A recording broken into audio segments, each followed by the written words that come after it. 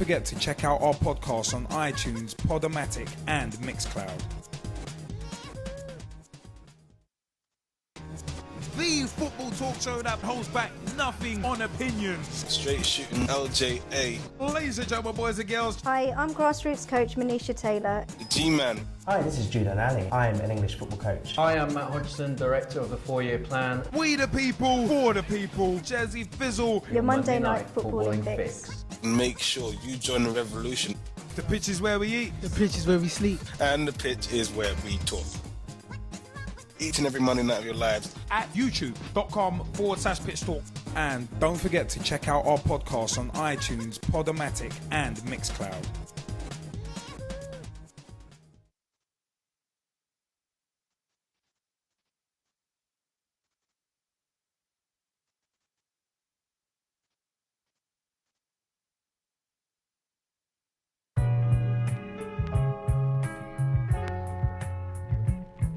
Former chairman of a grassroots club, that being Ibis FC, but also a full-time Ibis FC legend as well. That was quite some introduction.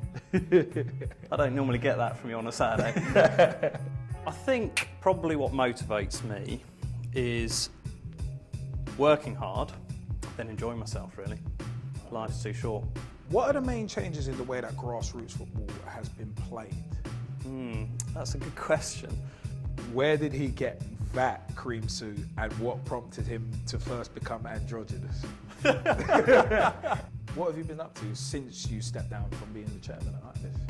Feet up, cups of tea, hanging out with the missus. Ibis FC, do you feel that you have left a mark on the club? Probably not a very good one. Fashionable words which you like using on and off the pitch. I was kind of always known for sort of the two phases of play, I suppose. What's the question?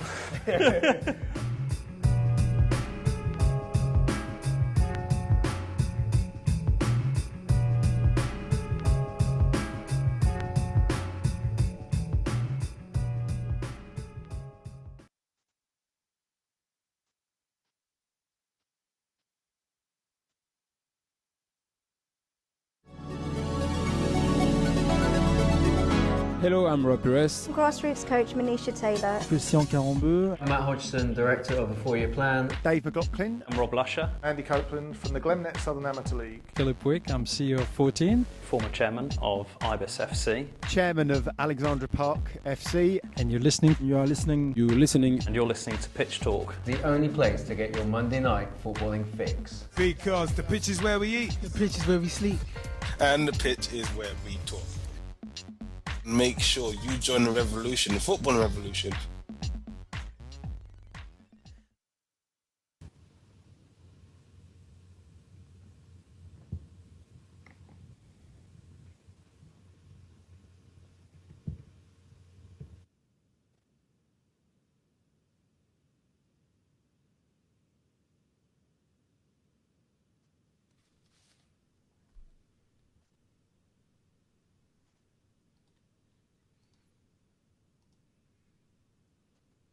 I'm grassroots coach Manisha Taylor and you're listening to Pitch Talk. The football talk show that pulls no punches and holds back nothing on opinions. Hi, this is Julian Ali. I'm an English football coach and hopefully I'm taking Pitch Talk to a new level. Hi, I'm Matt Hodgson, director of the 4-year plan, and you're listening to Pitch Talk, the only place to get your Monday night footballing fix. Make sure you join the revolution. The pitch is where we eat. The pitch is where we sleep. And the pitch is where we talk.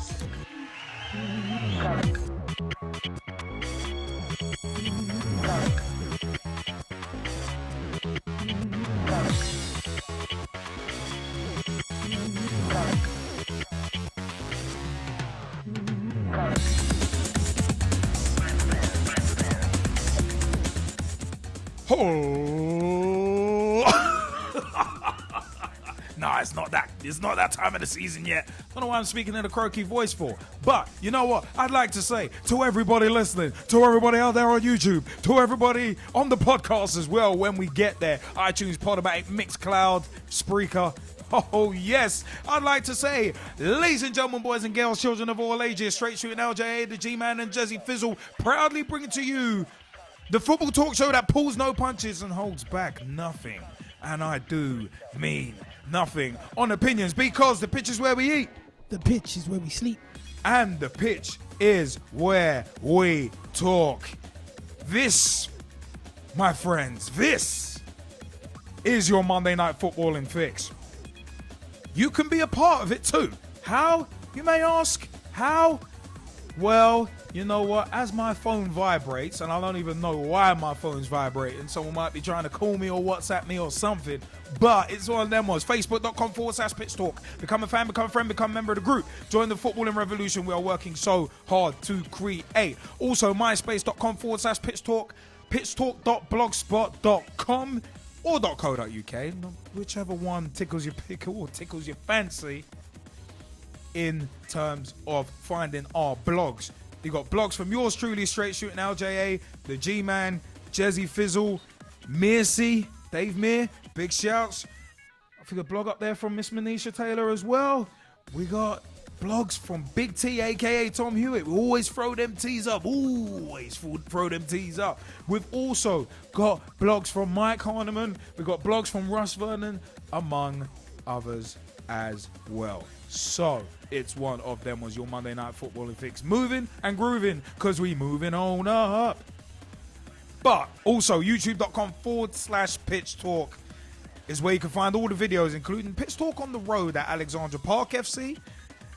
Bit of an interesting little thing that was kind of going on this weekend with an AFA Cup match, considering our opponents. But we'll let that roll. But you know what? YouTube.com/Pitch Talk is where you can find all of our videos, including Pitch Talk Meets. We'll soon be having Pitch Talk Meets Samir Sawhney of Motivate Sports and Fitness. Big shout out to him. Big shout out to Motivate Sports and Fitness at Motivate SF on Twitter and Facebook.com/Motivate SF. His Pitch Talk Meets will be up soon. It's in post-production. So is Mr. John Sitton's. One of them was Mr. John Sitton, former manager of Leyton Orient, former Chelsea player, Gillingham player, played for Millwall too, and of course played for the Orient. But it's one of them was a very, very interesting interview with him recently. But you know what? YouTube.com/Pitch Talk is the place to find all of our videos. You can find the push points, the rants of the week. We had a lot of fun on one of the push points that we put up last week. A lot of fun. It was absolutely classic. But it's one of them was, remember, you can also call in live to your Monday Night Footballing Fix. 0753580 is the mobile number. Call us, text us, let us know your views. Pitch Talk 1. Add us on Skype as well. Also, a big shout out to @GirlsOnTheBall on Twitter and girlsontheball.com. Sophie and Rachel, big shouts. Of course, big shouts to Ibis Football Club and Alexandra Park FC as well. At Alexandra Park FC on Twitter and at Ibis, IBIS_football on Twitter as well. Big shouts to RMV Wrestling, who recently returned with their monthly events down at Falcon Wood in Kent. Also, a big shout to the Section 357 show. Guys like Big Shot Ron, Super Navajo, Sun Diff as well. Them guys are quality. Them guys are absolutely quality. The Ball Street Journal, I think you'll find them on as well. Big shout to them guys. Big shout to Tweet White Line as well. At Tweet White Line on Twitter and Finn White Line Magazine on Facebook. Big shout to Twin Gunner as well, actually. Also, of course, big shouts to Miss Umbrian Ali of Fusion Lifestyle Magazine. I heard the Asian Media Awards went fantastically well. So great to hear that one of the PT family is doing big things. Also, a big shout out to Miss Rebecca Knight and at La Footyette on Twitter as well. Big shout. Also, a big shout to Ishmael on Twitter. He does retweet us quite a lot. So that's always positive. It's always positive. So it's one of them ones. But you know what? I want to ask first and foremost, G-Man, how have you been? Because obviously you've been absent last week and you weren't at football on Saturday. So how have you been this week, man? Oh yeah, man, it's great to be back. I've just been down with a bit of a chesty cough, and which is not being especially... That's a big chest. Especially what usually comes out your nose is coming out your mouth, but too much information. Were they both green? He's the Hulk, they're both green. But yeah, no, the weekend was good again. Just keeping it down and trying to get the strength back up and drinking a lot of chicken soup, which I made, which was absolutely awesome. Chicken soup for the soul, man. Chicken soup for the This is soul. what that was. Forget the honey and lemon. It's all about the chicken soup. You know, I got a friend of mine who actually I actually need to give a shout out to. Actually, Lavinia, big shouts. Man United fan, but I said before, I don't hold that against her, even though I could. But it's one of them ones where like she's been trying to get over kind of a cold and flu as well. Ooh, Yeah. Wait, G-Man, have you been with her? Sorry, I couldn't help that one. Scripted ad libs. But no, it's one of them ones where it's like. Wait, I don't know. Sometimes it's just one of them ones where it's like everyone just seems to be catching the bug. Catch the fever. It's one of them ones. Ooh yeah, dig it. But no, I mean it's one of them ones where I always see it is, well, as I said, it's the kind of time of year, isn't it? Yeah, no, definitely. It's the time of year, so it's kind of. So maybe you might get it off me. Sorry. Yeah, thank you Sorry. for that. Apparently got a busy week coming up at work. Thank you for that. That's tremendous. Tremendous. He's coughing and spluttering all over me. Get away. Get the leper away from me. Unclean, get away. Yeah, here we go. We've actually got Mr. Sheen up in the studio. Mr. Sheen shines up, team, things clean. Wait. There we go. Mr. Clean, get the G-Man clean. Mr. Sheen gets the G-Man clean. Wait, that sounds quite wrong. Let's scrub that from the record and move on, because we got a lot of Skypers in the house. But you know what? Mike Harniman, how goes it, dude? Yeah, pretty good. Back on after missing last week, so hopefully, it was a good show last week. I was listening to parts of it, but I didn't get to listen to the whole thing. Podcast, dude, podcast. There's always the podcast as well, man. No, nice one, man. How's your week been? Mike? Yeah, pretty good, really. Got quite a busy week this week as well, and then hopefully going to be going down the Emirates Saturday to watch that team top of the league. What's it? That little 2-bit J-Brown team. Okay. That beat you. Yeah, one win. Whatever. Yeah, whatever, man. Whatever. G-Man, who else have we got in the Skype chat, man? Who else have we got? Big shout out to Lily Olumi. How you doing, Lily? Have you got your mic, Lily? I'm fine, thank you. It's nice to hear you're back. Well, it's nice to hear you are back. Oh yes, I'm back. I've just missed for a while because I've just been too busy, but I thought I'd come back because I love the show that much. Oh, that's great to hear. It's great to hear. Gonna pass it on though, Jaymie. What are you passing on? Not my Not flu. that sickness. Not my flu. Jaymie, how you doing, bro? Yeah, I don't know what he's passing on, Liam, so it's alright. Anyway, He-Man, it's cool. I'm alright. Did you just call me He-Man? Thanks. Flu and cold. But over the weekend, I have no idea. Before you even get it into your head, Liam, I haven't even seen him. So what? Me? Yeah. I ain't got mate. No, hey, you're Jaymie Two-Man Bailey, not me. Yo. No, that's pause. That's you now. That's you now. No. Hey, that's just looking forward to the show, considering it's started 10 minutes later. Look at this one. Try to bring us out. We were having technical difficulties. 10 minutes later, but 10 minutes greater. That's what we say. But you know what? To throw this on again, Chloe, how are you doing, rude girl? I'm good, thank you. Oh, okay. What are you doing? You in a bath? No. Oh. Where did rude girl come from as well, though? I'm just trying to mix out. The G-Man starting with the scripted ad-libs already, just cracking everything up. Go on, G-Man. You were having a chat, man. I interrupted. No, I just asked if she was in the bath. She's obviously not. She's like in her bedroom doing her homework whilst listening to the show. So that's great stuff, isn't it, Chloe? He's so silly, you know. This was so silly. Oh, God. Oh God. She's written, oh my gosh, that's so embarrassing. Oh, and he's probably bringing it. I love people. this. If you're I love out this. there, you need to join us on the Skype because as every week, it's always popping off. Laughs, jokes. It always is. Oh, it's always fun. Who else have we got in the Skype chat, Jimmy? Who else have we got?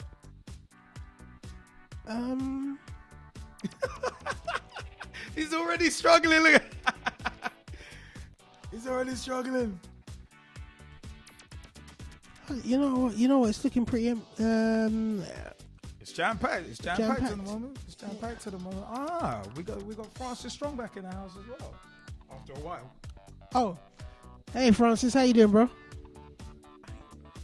Yeah, very good at the moment. The reason why I'm been busy because I'm doing a sports development coaching and fitness course at college, so been a lot of work doing that. So I just thought I'd let that out there. So yeah, but I hope to be back more often now. So see what happens. Oh no, that's great, man. Because we're getting into crunch time in all leagues, so it'd be great to hear your voice because you got some good opinions. Yeah, definitely. I'm hopefully going to share some of them tonight as well. So see. Nice one. All good, man. All good. G-Man, I got a couple questions for you. Yeah. Are you looking forward to tonight's show? Always. Because we've got a shed load of talk. We've got a shed load of talking points. Of course, as per usual, we've got a shed load of talking points. But it's one of those, I don't know, man. I just kind of feel like just kind of grooving for a few minutes. I feel like grooving for a few minutes. But we have got Tom Wood on the line as well. You can never forget Tom Wood. You can never forget know what? Tom I'm not Wood. even gonna lie. We were leaving him till last. I don't know. I did kind of forget Tom Woods because I was just looking over his what he was writing me in the DM about his football team. But Tom Woods, how you doing, bro? Fine, you? Not too bad. Not too bad. I see that you're on this old Football Manager sort of hype at the moment. Which football joined you on? I ain't joining them. As always. I'm always buzzing on that game. Yeah. I'm playing it 24/7. Can't get off of it. You playing it right now? No. Yeah. I was expecting. But Asa Balonga's my top scorer at the moment, so it's all good. That's good. Do you want to do the chant? Do you want to do the chant? Do. But Asa Balonga. I like that. I like doing that. Almost as much as I like saying Castel Pantilimon. Although Castel Pantilimon, I just quite like mocking it. I quite like mocking it, but it's one of them. It's one of them ones. This. Oh my god. Wait, hold on. Chloe's hilarious. I bring the anta, you lot bring the bee. Yeah. Where did that come from? The anta? What the hell? I don't know what the hell is going on. But I'm having fun with it. I'm having a lot of fun. But you know what, yeah? It is time for us to pause that track because it's time for us to lift you up. And how are we going to lift you up? We're going to do it in a particular way because it is time for us to skim over a bit of, or skip over if you want. If you're a WCW fan, you get that one. Let's skip over into just a bit of. Oh, we're gonna skip into we're gonna skip into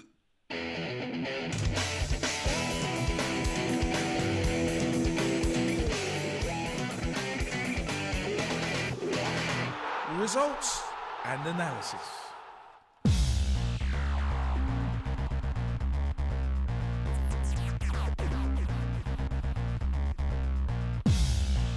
Are you with us? Are you ready? Are you with us? Yeah. Where's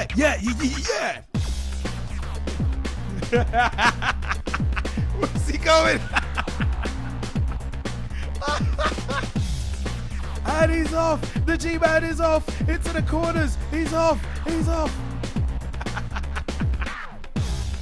And I should probably calm down because we've got a lot of results to go to. Shaving in the oh my good God. It's already getting a bit fruity in the Skype chat.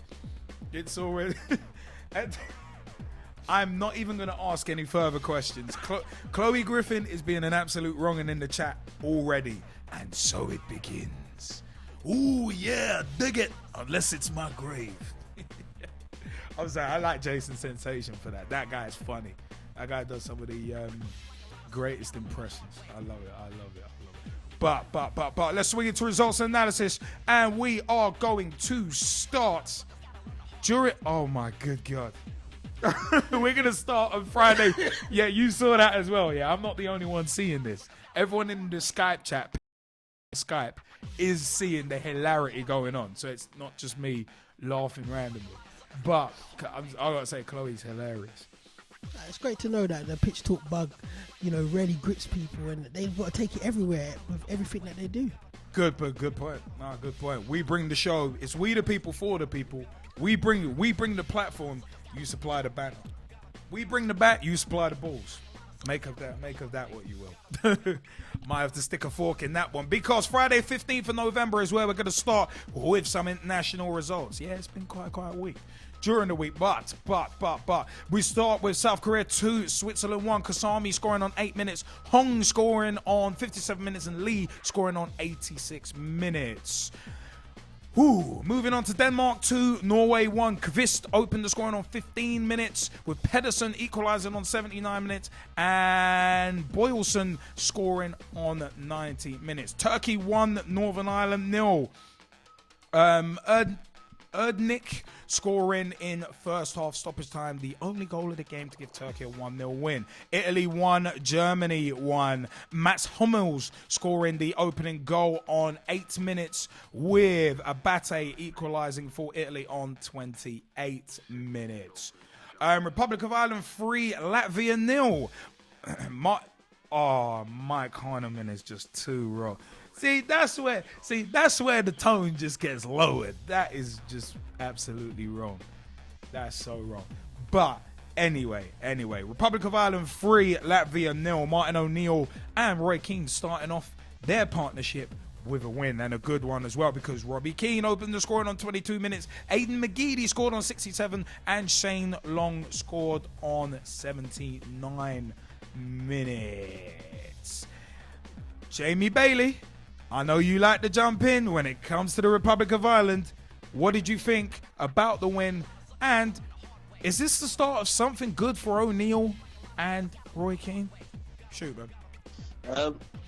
If anybody knows what O'Neill's record is when it comes to teams sort of not going too far, then yeah, this is something either good, and it could be sustainable if we actually think long term, or it could be good for the short term just to get into the French Euros and show the French that they are still cheating. I'll let somebody else finish that line. Bitter. But yeah, it also means that we're now we're now seeded second in the Euro qualifications, and in terms of where this could go, I reckon we could actually take ourselves to Russia and still be the number one fans in the world. I thought you were going to say the number one contenders. Number one contenders, like the guy for the WWE title. I know we could be, but yeah, that title's long gone. So yeah, we could. I reckon we have a chance of winning a trophy, possibly in the next 10 years, if we keep these two in the positions that they are. If not, then looks like we're just gonna have to do this short-term thinking of where it can go. No, I hear that. It's one of them ones, man. But hey, it's one of them ones. It's the start. It's the start of. It's one of them ones. I think it could be the start of something good. But it's one of them ones.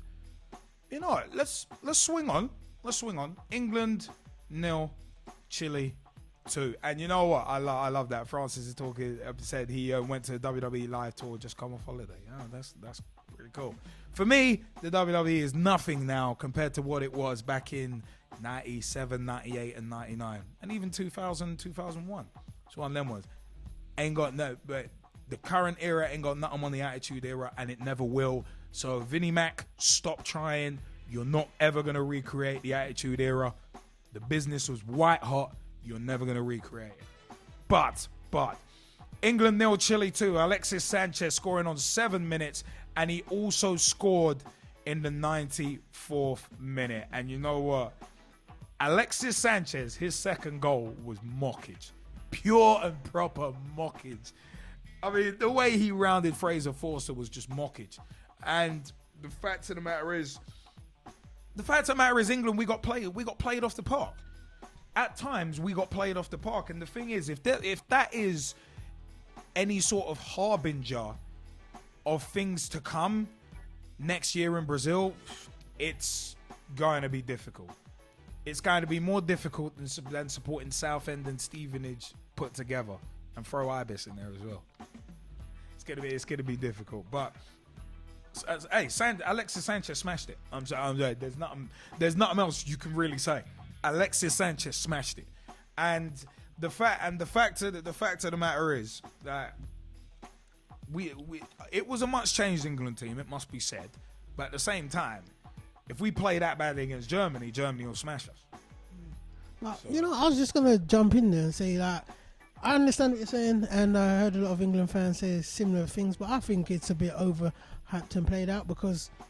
Well, it is, but at the same time, that's the kind of team we're going to come up against. The match against Chile, once again, it's an international friendly in the middle of a season where most players are thinking about their clubs. That's all they're thinking about. Even the ones that are coming in, like the Lalanas and Rodriguez's, and the players that are on the fringe, they're just thinking about getting into their club and not getting injured. So, my personal view is that they're only going to be playing at 70% capacity anyway. And mind you, look how many players pulled out. Yeah. With these suspected injuries that are going to keep them out for 6 weeks and stuff like that. But not just that. It's just a friendly. It's just the match doesn't actually really prove anything in my eyes because Well, no, I'm not saying it proves anything. No, I'm just saying that if we play that badly, we're going to get battered by certain teams. And it's one of them. Was obviously you can't judge too much based on friendlies. But I'm saying if that's a harbinger of what's going to come next year, then it's going to be hard. Yeah. That's all I'm saying. I'm not making my judgments based on friendlies. Yeah, I know. I just thought I'd say. But one thing I do want to throw out there: people that were booing after the match. I didn't even watch the match. People that are booing again, the boo boys, they just need to stay at home. Like, how can you boo the reserve team? Basically, players that are trying to make a name for themselves and get a feel of international football. Yeah. In a pointless, meaningless match that don't matter. And again, it was for Frank Lampard as well. So what you got? His 100th cap. That's another momentous part of the game that it was for. And if anything, to add again, Chile would have been more up for it anyway because people need to realise when teams from smaller countries, I don't know whether it's footballing wise, but smaller countries in general around the globe, play England, it's more of an honour to play England than England is to play them. So they just add a little bit more to their game. Those are my views, isn't it? I mean, the Chile fans were making a lot of noise. They were doing the party gimmick. It's one of them ones. A lot of teams seem to be playing us, and it's a party for them. It's one of them. When we went to the garden, how fantastic was that? Oh my god, little tiny pocket of them, and they were brilliant all through. They were brilliant. I got to say, they were brilliant. But you know what, Lily Alumi, you wanted to jump in on this, and this will be the first point that you've jumped on for a while, seeing as you're only just returning. What's up? Yeah, well, I thought I'd better just jump in and get some good views across because that's what the show's about. So. But my viewpoint is, I agree with you. It's like if we end up playing like that, we're going to get found out by the better teams in the World Cup next year. But then again, I agree with what G-Man's saying at the same time. But they just completely outplayed us. I actually watched the game. They completely outplayed us on Friday. No, I agree with that. I mean, it's a case of there were times where they were just keeping the ball, they were stroking it about, and it was like what the hell is this? Well, all I can say is hopefully we give a better account of ourselves against the Germans tomorrow. No, definitely. Hopefully so. Oh, wait, what's your goal predictions? That's a good shout. Score, Lily. Do you want to give us a score prediction? I predict the England. I'm not sure really. Depends how we play. Yeah. But I'm hoping England win. But I think, to be honest, if we play like we did, Germany could win 3-0 if we play like we did on Friday. That's a good shout. That is a good point. That is actually a good point. I mean, we've also got Francis Strong, another returning member of the Pitch Talk family. Francis, what was your view on England-Chile? And drop us a little prediction for England-Germany as well. Well, basically, I thought England and Chile, obviously Chile, they deserved the win. They played well, you know. Again, as I agreed with what you were saying, you know, Chile are a small country. Coming to us, they've got no pressure on them. You know, it doesn't matter if they lose. They've got no pressure, so they can go and enjoy themselves. England were expected to win that game.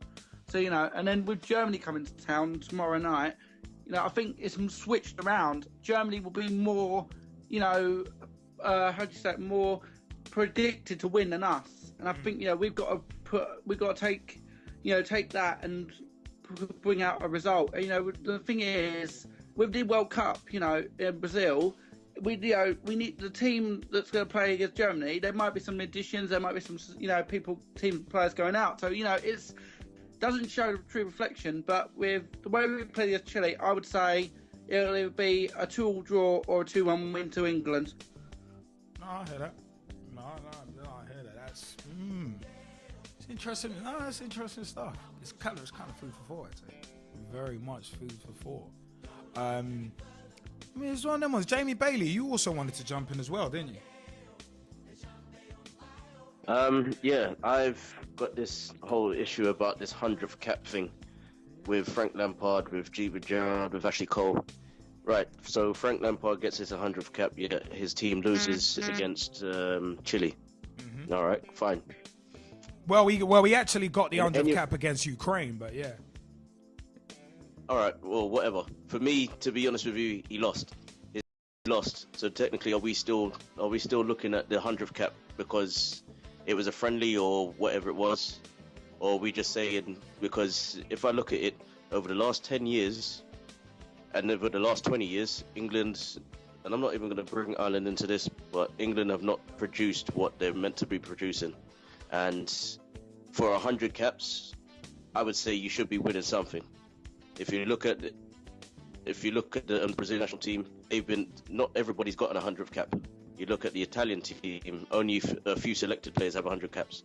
You look at the English team, nearly all of them have 100 caps. So technically, why are we celebrating it? Well, it's one of them ones. There's still not a great deal of players who have that many caps. So I mean, it's one of them ones. It's not as if it's every Tom, Dick, and Harry who gets to 100 caps.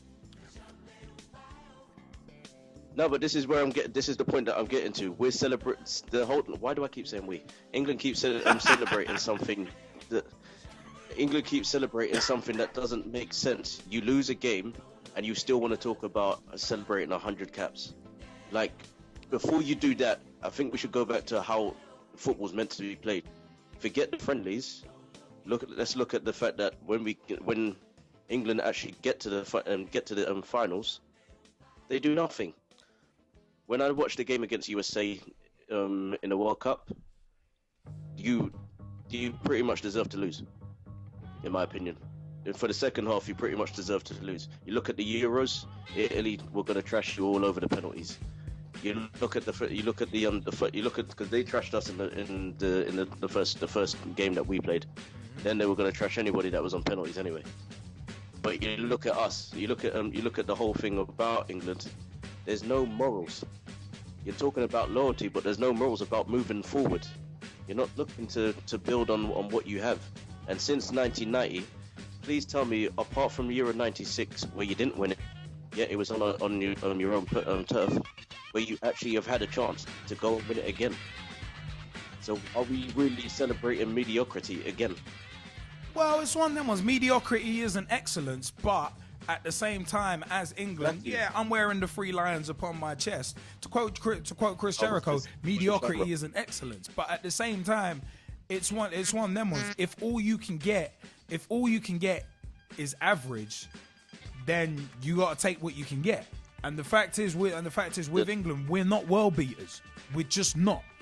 That's the realization a lot of people fail to come to.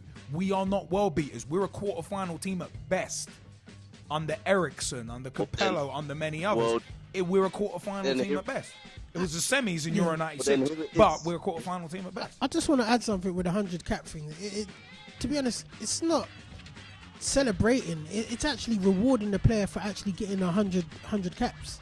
Yeah, it's consistency. But how many players are in the England team that have done that? Wayne Rooney's pretty much close to it. I'm pretty sure of that. He's on like 7. He's nearly He's nearly the top scorer for the country. All right, so you got a striker that's nearly got to there. You got 3 midfielders that's probably on their way. Obviously, Gerald and Lampard are already there. You've got now Ashley Cole that's at the back, and this is what I'm saying with Germany, with Brazil, with Spain. They've not just stood on their laurels, and to be saying that we've got 100 caps. Oh, great, wonderful that you've done that, but have you actually won anything with your country? No. No, but that's sort of the player's achievement. That's got nothing to do with the country as a whole, or the national team as a whole. But it does. But it does, because if you look at it, who has actually replaced him? He's not really had a challenge. So therefore, everybody said Jack Wilshere was going to replace him. He can't replace an entire midfield. You can't look at I can't say that's Jordan Henderson. Yeah. All of these that are coming in, you're not really replacing them. All you're just saying is you can sit on the bench, watch how the other guys do. Why? Mate, it's called sitting under the learning tree. It's got to be done. It's got to be done. I mean, yeah. Sometimes you get an exception of a player who's so good they just got to be thrown in. But at the end of the day, you look at guys like Wilshere, like Ross Barkley, and many others. If they sit under the learning tree of certain players, they could learn a hell of a lot rather than getting fast tracked and rushed in too quickly. They've been sitting there for years. That's the thing. They've been sitting there for years. So all it comes to is that they're just going to be sitting there. I got a quick question for you. All right, so instead of numerous players getting 100 caps, would you rather a quick turnover of players where the most caps anyone is getting is 30 or 40, but the team is changing every 2 years? Would you rather that? Yep. You want me to answer that fully and truthfully? Yes. Why? Because it means that the team that's in front of them never understands who's going to be the. I'd rather the same manager, but at least if he's given everybody a chance, then we'll know what's happening with the team. Because by the time Roy Hodgson gets to 2014, if he's still got the same team at 2018, then what has happened with the team? Yeah, but it won't be. But you know it won't be the same team at 2018. But also, hold on, wait, Jaymie, hold on. But also one thing is the fact of the matter is you can't have the same manager for 4 to 8 years and have the team changing every 2 years. Because you look at it, if there's only like 6 international games being played a year, and you're basically changing a team every other year, that doesn't give a manager a chance to get any sort of traction. I mean, you've got certain players from certain international sides who have been together for 5, 6, 7 years, and that kind of camaraderie and continuity, you can't garner that in 2 years. You can't do that at club level, let alone international level. And as I said, at international level, you got like six games a year. So you can't possibly have a team together. Oh yeah, you've only been together 12 games, but we're splitting you up. It wouldn't work because there'd be no consistency. You do need to have a core of players that is stable, whatever level you play at. I've seen it with my level, at IBIS, with level, at Glenn, the SAL level. Then was consistency is key. When we had a consistent spine of 6, 7, 8 players every week, mate, we almost got promoted. Last season, We had 6, 7, 8 players changing every week, and we got relegated. The proof is in the pudding right there. For me. Can I ask you a question? Yeah, shoot. Can I ask you a question? Yeah, shoot. Then we need to move on. We do. I will. The question is, I don't want to see if I was to see every 2 years of a change within that position, and all of a sudden you become the manager of the English national side, and you say that you've seen a couple of players, orders saying we want to keep the same players for the next 10 years, but yet they've kept the same players for the last 20, and that's pretty much how it looks at the moment. What would you say to that? Well, what would you say to the board? Wait, hold on. Keeping the same players for 10 years, but no one says do that. That's the thing. No one's gonna say, oh yeah, you've got to keep these same players for 10 years. I know. You look at it. That's what's happened. Yeah, but sometimes that just happens. It's one of them ones. What about? Let's say Gerald, Carragher, and a couple of others have been at Liverpool for 8, 9, 10 years. Is that a bad thing or is that a good thing? Same difference. Same difference. Is it a good thing or is it a bad thing? No, but yeah, it's a good thing. Well, if it's a good thing at club level, why is it not a good thing at international level then? Because if you're not getting the same turnover, if you're not winning trophies, then to be honest with you, it's like at Arsenal. We've been changing players a whole lot of times, and yeah, there should be consistency, but now. But then you keep those players. But then you're talking. But hold on, you're talking about consistency. But what you're talking about consistency is a good thing. But then you've kind of contradicted yourself by saying that keeping players for a long time is a bad thing. So it's either you're sitting on the fence, you're one or the other, in my view. No, for me, I would still say change players all the time, because at international level, if everybody knows how you play and the way you play, when they're already at your clubs, then and they beat you every single time, then at international level, then you need to have a new player in. But when it comes club level, if you're constantly changing players and not really getting anywhere, obviously with Arsenal, then at some point you need to start keeping them. Whereas with teams like Germany, they've not really kept the same players over the last 10 years, and it's proven. Actually, if you look at it, it's a case of they had an overhaul after getting battered by us. In 2001, they had a complete overhaul of their system, and they started with development. And obviously, with youth development, you've got to be looking 10, 15, 20 years into the future in terms of that. You can't be changing the team. You can't be doing youth development and looking at changing the team every 2 years. It makes no sense. It's just like Chelsea's revolving door of management, or even Sunderland. It's one of them was you can't garner any sort of traction. Chelsea have been criticised at club level in terms of not giving youths a chance because there's such a high turnover of players. You look at it, there's such a high turnover of players there. So, I don't agree. I don't agree with your viewpoint. But G-Man, I know you want to jump in before we move on. No. You know what? I can semi-see where Jamie's coming from, but I think like what he's getting wrong is that you need a core set of players in any team, to keep the consistency going. And I think England's problem, and I've said it before, is that the right players are not selected at the right times. Like players that are in form are not selected over players. Like, sort of simmering onto the same argument of Jamie's, like, a Lampard will get selected. Even if he's off form, he might have got selected in the past just to see if he could play with Gerald or something like that. Now, that's where England's fault has been in the past to me. But at the end of the day, I don't see how you can constantly change your team and your players and get a consistent form. I don't think it can work. Sort of consistent foundation, because if your foundations are moving all the time, you can't build anything on it. Example, remember Dunga? Yeah. Brazil? Yeah. How many players did he use in his reign? It was well over 100 and something. He just kept changing teams, and he ended up getting sacked because the results were reflecting the lack of consistency in the team, which is always gonna happen. It's always going to happen. If you've got a lack of consistency in your team's not going to be stable. And if your team ain't stable, you ain't going to do anything. So but if it's not working, then shouldn't you change it? Yeah, but that's it. Yeah, but if it's not working, you don't. Yeah, but you don't. If something's not working, you don't just change everything at once. That's too much of a risky. It's too much of a risky move. You don't change everything at once. You can have an overhaul, but if you have an overhaul, you've got to do it in stages. You can't do it all at once. Because if you try and change everything, if you try and come in and change everything at once, 9 times out of 10 it doesn't work. I mean, Chris Powell, yeah, when he went to Charlton, he changed a hell of a lot. He basically bought a brand new squad, and it worked.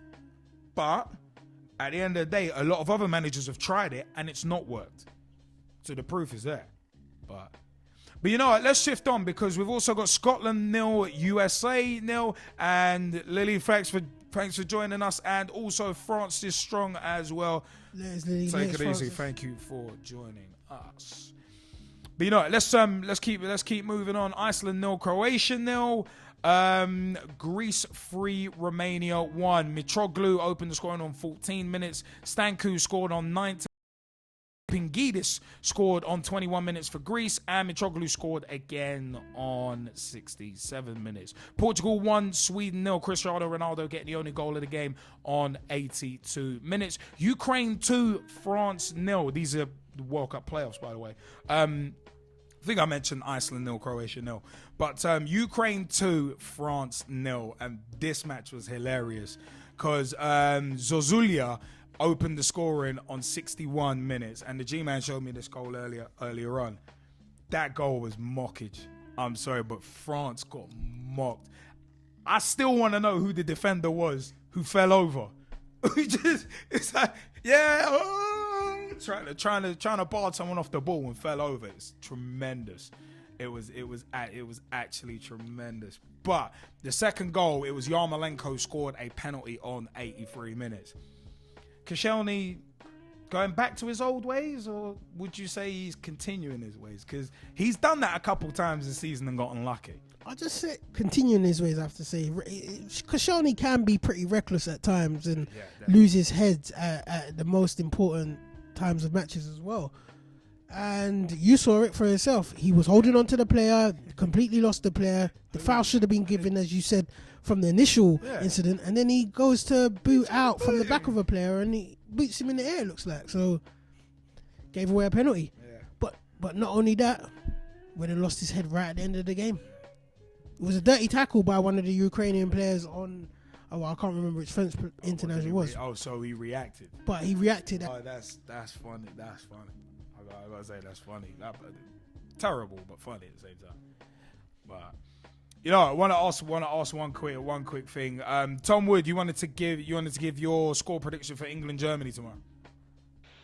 Yeah, I'm going for a 1-0 win for Germany. It's interesting. Mike Harniman, your score prediction. Yeah, I was going to say a bit of change to him.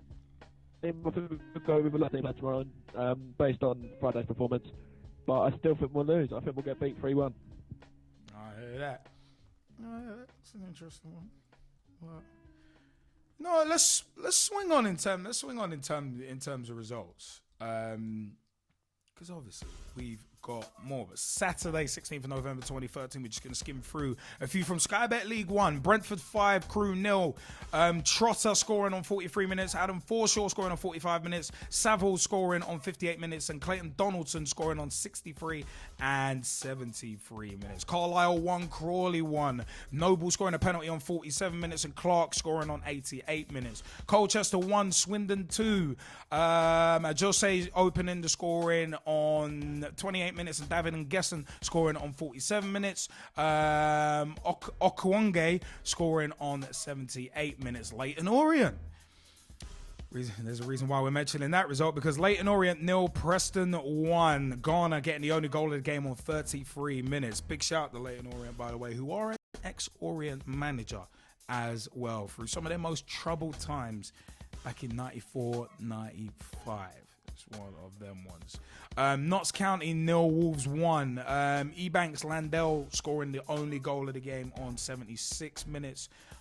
I think Wolves are either second. I think Wolves are second in League One. Can't remember off the top of my head. I actually can't remember. But we actually do have a Wolves fan in the house, actually. Because yeah, it was either one of them, top or second. It's kind of apples and oranges at this stage of the season. Ain't that right, G-Man? Yeah, 2 points. Yeah, it's apples and oranges, really. Yeah. But we got Chloe Griffin in the house, who is a Wolves fan. So, and we'd like to give a big shout out to Big T. Throw them T's up, because his beloved Notts County got beaten. Sad. Sorry, Big T. Sad times, dude. Sad times, man. Sad times, man. It's one of them was, man. Sean Derry. See what he does. But Chloe, are you still with us? I've got to do the Hogan point. She's in the shower. They close in the shower. Wow. Sometimes I love this show, man. It's just one of them ones. We were actually going to ask about Wolves being top, but we might have to come back to that. Because Port Vale 3, Shrewsbury 1. Robertson opened to score on 23 minutes. Myrie Williams scored on 30 minutes. Mac Alinden scored on 59 minutes. On 7 minutes with Porter scoring on 19 minutes and McDonald scoring on 47 minutes. Tranmere 1, Bristol City 1. Sam Baldock scored on 14 minutes to open the scoring, but Reed High scored on 41 minutes to equalise.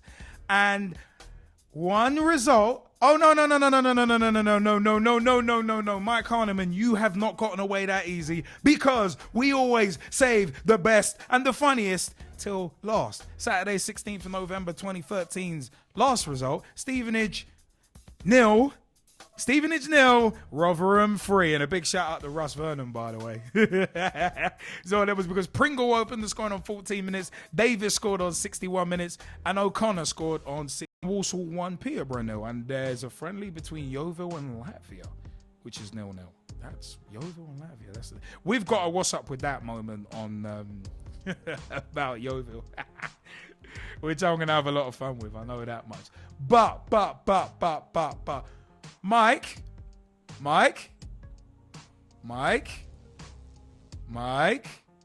he's blanking us now. Mike Harniman, yes. I've got a question for you. Go on. How does it feel to get beat by Rotherham? I know your local team is Stevenage, and that's why we left that result until last. Your opinion on that match? Stevenage 0, Rotherham 3. That's Stevenage 0, Rotherham 3. What was your opinion on that? Yeah, I wasn't there. I was listening to it on the radio. But it was great. We're pretty good. They're quite good guys, to be honest. Stuff like that. But the Rotherham commentators, they're 3-0 up, and basically what made me laugh was like their fans, their commentary and whatever, basically didn't actually sound happy about it at all. They sound like they were half asleep. Hold on. They're trying to muscle in on Pitch Talk live commentary. It's one of them words that if we had the time, we'd do it more. Wait, that sounds wrong. Yeah, I'm leaving it as that. But one of them was, man, a 3-0 defeat, man. You must have been flinging furniture around. On the game itself, people with the game have basically said to me, it's to do. We were missing the captain. The captain's been out for a couple of weeks. You get used to that kind of stuff. But Tom Wood, you wanted to jump in as well, didn't you? Yeah, I was watching Gillett on Saturday, and they were saying that there was a massive bust-up. It's the second goal went in. There was a bust-up between Steve Evans and Wesley, the Stevenage manager. It was proper fun. Apparently, they got close up to each other. And it looked like Evans was going to eat him, I think. Oh, my God. I was going to say a similar thing happened on Sunday between Bradford and Coventry, but we'll get into that in a second. There's always some heated stuff off someone loses. Sort of loses. But no, let's shift on because there was some international action. Argentina 0, Ecuador 0, Jamaica 0, Trinidad and Tobago 1. Guerrero scoring the only goal on 6 minutes. Japan 2, Holland 2. Van der Vaart opening the scoring on 12 minutes with I.M. Robin adding the second on 39 minutes. This was a match that Van scoring on 58 minutes and Risky scoring for Finland in the 92nd minute. Equatorial Guinea 1, Spain 2, because all are opening the scoring on 14 minutes. Bermudez scoring on 36 minutes and Juan Fran scoring on 42 minutes. Bradford 3, Coventry 3 on Sunday, 17th of November 2013. We were doing live updates for this game, and this game was crazy. This is madness. Madness, yes it was, because Webster opened the scoring on 2 minutes. After, oh God, the defending was shocking for this opening goal. And the fact of the matter is, four of the 6 goals defending, but Naki Wells scored on 17 minutes after Coventry's keeper inexplicably came out and tried to challenge James Hansen. Oh God. It was madness. But Wells also scored on 28 minutes as well. And that was still tip of the iceberg, because the poor defending just kept rolling on. But Wilson scored on 42 minutes to give Coventry the halftime lead. But Naki Wells, last kick of the game, penalty, 96 minutes, boom, scores it. It was one of them. Was that game, it calmed down a lot in the second half, because there was 5 goals just in the first half alone. But the defending, as said, the defending was shocking. I mean, it was a great advert for League One in terms of entertainment, but the defending was just shocking for 4 of those goals.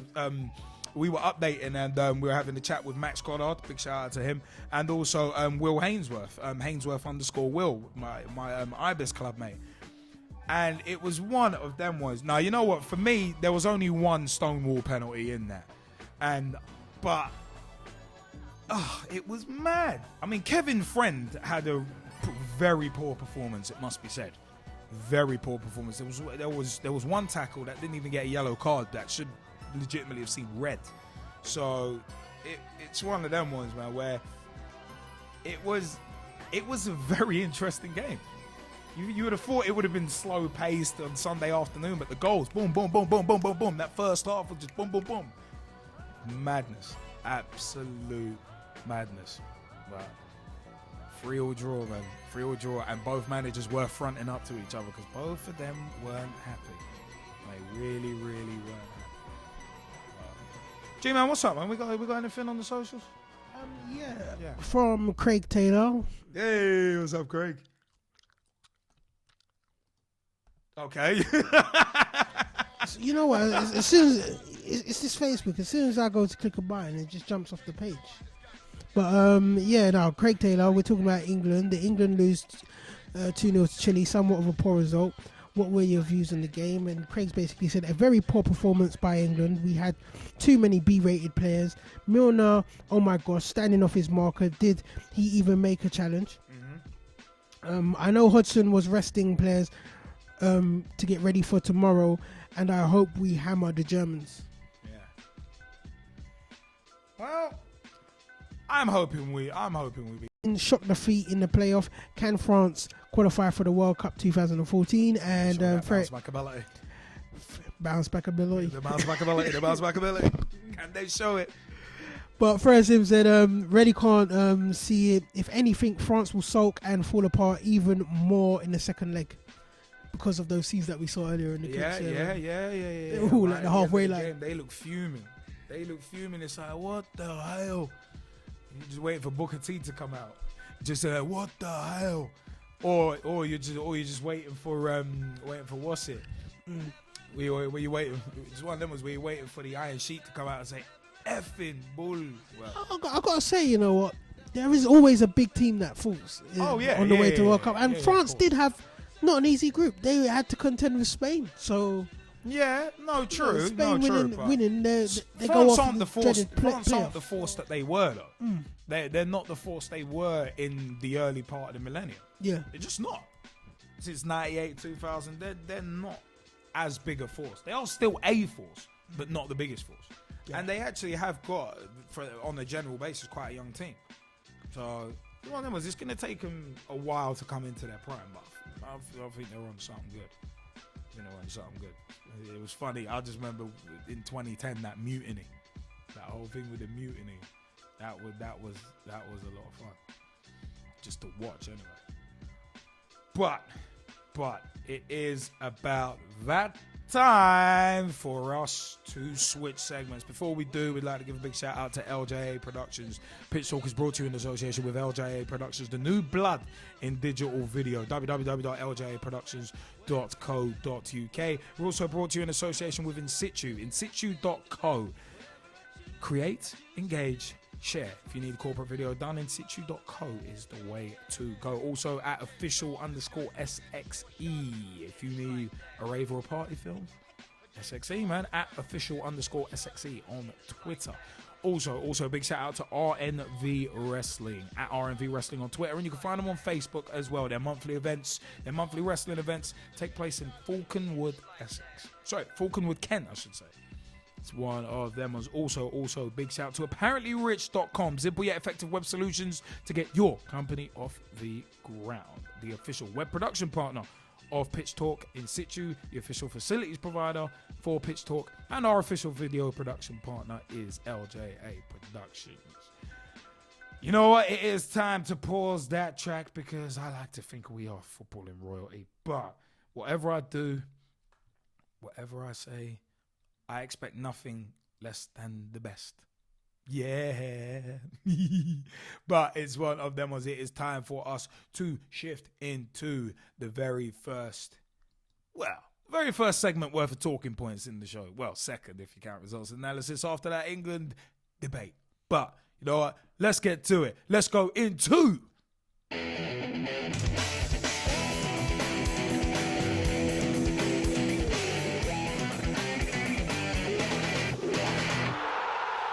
General talking points.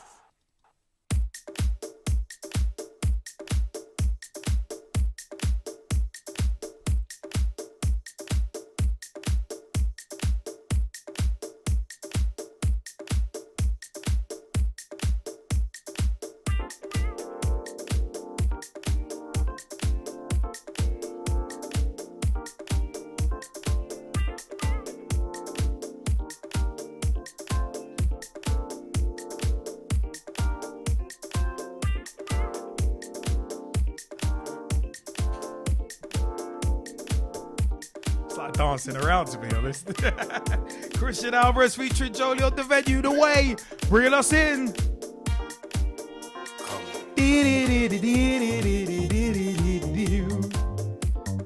Always bringing us in.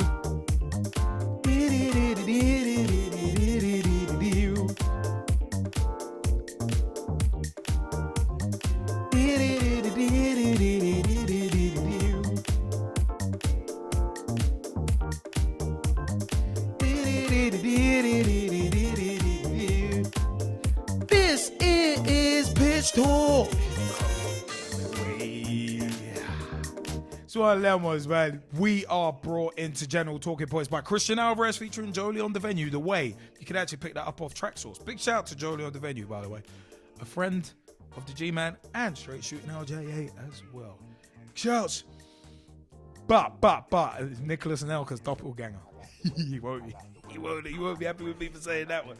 But QPR face record-breaking £60 million fine. Queen's Park Rangers are reportedly on course to receive a £60 million fine for overspending during their failed attempt to stay in the Premier League. This from 17th of November 2013.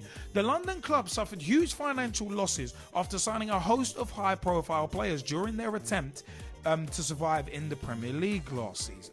Now, the likes of Chris Samba, Park Ji-sung, Julio Cesar, and Loic Remy, some of whom are still owned by the club, all collected huge wage packets during the 2012-2013 season. Now, the Mail on Sunday reports that QPR racked up debts of £80 million, £80 million during their time in England's top flight and will be fined by the Football League for overspending. Under rules of financial fair play, which are obviously being implemented in the Football League, as we've said on past shows, I think it was not last summer, but the summer before, our Money in Football segment, we spoke about that. Yeah, under rules of financial fair play, clubs will now be taxed on their losses, and in essence, QPR will pay a £1 fine for every £1 they lose during the 2013-2014 financial year over the figure of £18 million. That must be bore in mind. Rangers, who are 2/3 owned by Tony Fernandes and 1/3 by the Mittal family, are expected to record another huge loss this season. If said losses are £80 million, then the fine will be in the region of a massive £62 million just in fines, which is almost all of what the club would receive for gaining promotion into the Premier League. This is the first season in which clubs will ultimately face sanctions for overspending, a Football League spokesman told the Mail on Sunday. If Harry Redknapp's side are promoted back to the Premier League this season, then the fine will be imposed in 2015, according to the Mail on Sunday. If they fail to make promotion, however, then the fine could be postponed, but they would be hit with a transfer embargo. Now, Tony Fernandes, QPR chairman Tony Fernandes, has dismissed a report in the national newspaper saying the club are facing a possible £60 million fine due to the new financial fair play rules.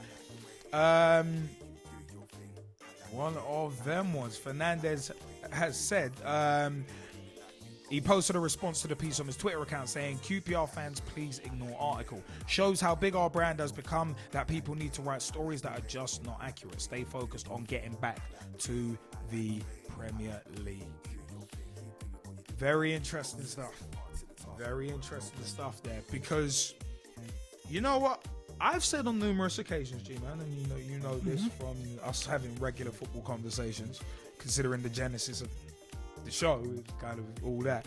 But I've said on numerous occasions that clubs need to be made examples of, and certain clubs in particular, including my own Liverpool.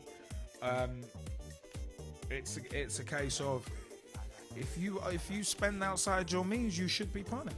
Yeah. Because you shouldn't be allowed to spend outside your means with all these racking up huge debts, racking up interest on those debts. There was a point when Man United were like £800 million in debt, and like their trophy wins were only counting towards chipping away at the interest. That's how bad it got. So, and not even to mention my club bought in a leveraged buyout, which I think that's a completely different story. But it's a case of I don't think clubs should be allowed to rack up such huge debts. I don't think it should be allowed. And at the end of the day, you know what? If you're going to fine a club 62 million pounds because they've lost 80 million, I got no problem with that. Personally, I ain't got no problem with that, because if you had managed yourself frugal, if you'd been frugal with your management, you wouldn't have got into that situation. It's like someone who goes out, gets a credit card with like a 50 grand limit, and spends all that 50 grand in a day and doesn't realize that they've got to pay that back. Yeah, for me, it equates to that. Clubs like, say, Real Madrid, who ain't even spending their own money because they ain't got none. Apparently, they're like 500 million in debt, so they ain't spending their own money. With Ronaldo and Kaká, they didn't buy them with their own money. They had to take out a stupid loan. So it's one of them ones. I mean, I'm glad the Football League is imposing financial fair play. I really am. And I actually kind of hope that QPR don't get promoted. I hope they don't. And it's not easy to get promoted from the Championship either. But the fact of the matter is, I hope that, number one, I hope that QPR don't get promoted. And number two, the reason why I hope they don't get promoted is not because Jaymie Bailey works there, because that would be harsh. But it's because of the pure fact that if they come up to the Premier League again, who's to say they're not going to do exactly the same thing as they did last time to try and stay up? So you could have this spiral, and it's one of them ones.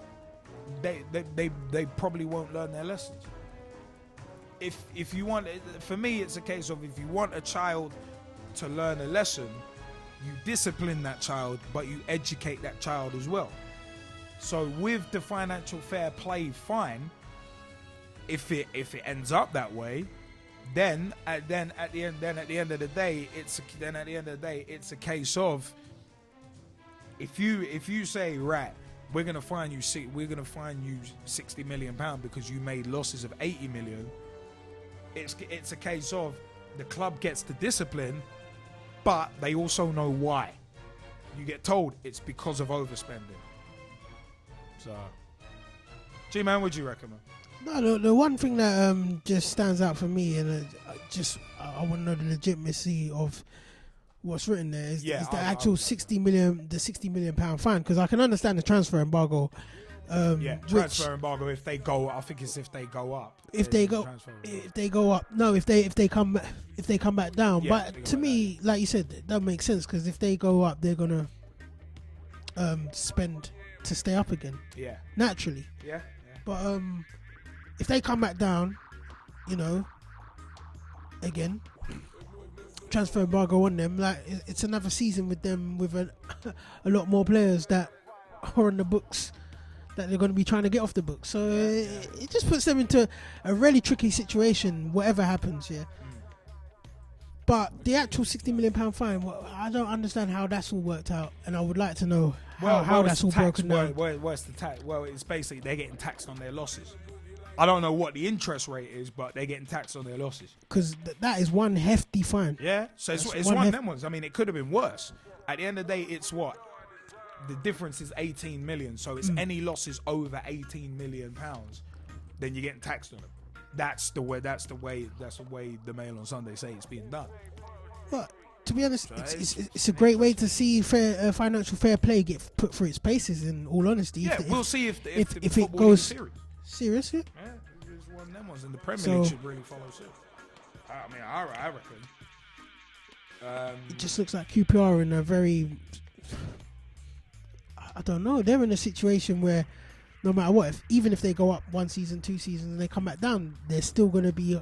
Yeah, they'll still have the sword of Damocles hanging above their head, because at the end of the day, even if they do go up, then they're going to get hit by other stuff. Yeah. As you said, the transfer embargo. So it's interesting stuff. It's very interesting stuff. I mean, do any of our Skypers want to jump in on this?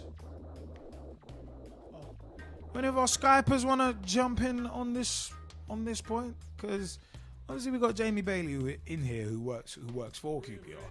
In terms of the youth side. So JBK, have at it. What do you reckon? Jaymie, what do you reckon, man? Yeah, in my estimation, if we lose money, then more fool us to go and spend it on major players. So I don't think if we are going to be spending big amounts of paper on guys that are just going to turn up just for the money, then it's going to work in our favour. Obviously, for those 2 years, that's all we were doing, and that's because we put one of the worst managers, one of the best players, but one of the worst managers in charge. And I can see it happening at Stoke. So I don't think anybody else can. I just know I can. So in general, I'm just seeing it as it's a good thing. Obviously, Arsenal have shown the way how to keep money, even though you don't spend it. But with QPR, we've shown how if you don't have a reputation, then you're just going to get relegated. So if we do go up, fine. If we don't, then it just means that I'll be 1 step closer to moving to Fulham. I love it. It's one of them. I love it. It's one. I love the fact that Jamie's just like, well, it's one of them ones. If things go belly up at QPR, I'll just move to Fulham. It's one of them ones. But you know what? For me, I gotta say I'm not a fan of that attitude personally, because at the end of the day, it's one of them ones. That's kind of one of the things almost wrong in the game, where it's like, you know what, there'll always be somewhere else for me to go. It was that kind of attitude that ended up being the nail in the coffin of WCW. It was one of them. It's partly a good thing, partly a bad thing.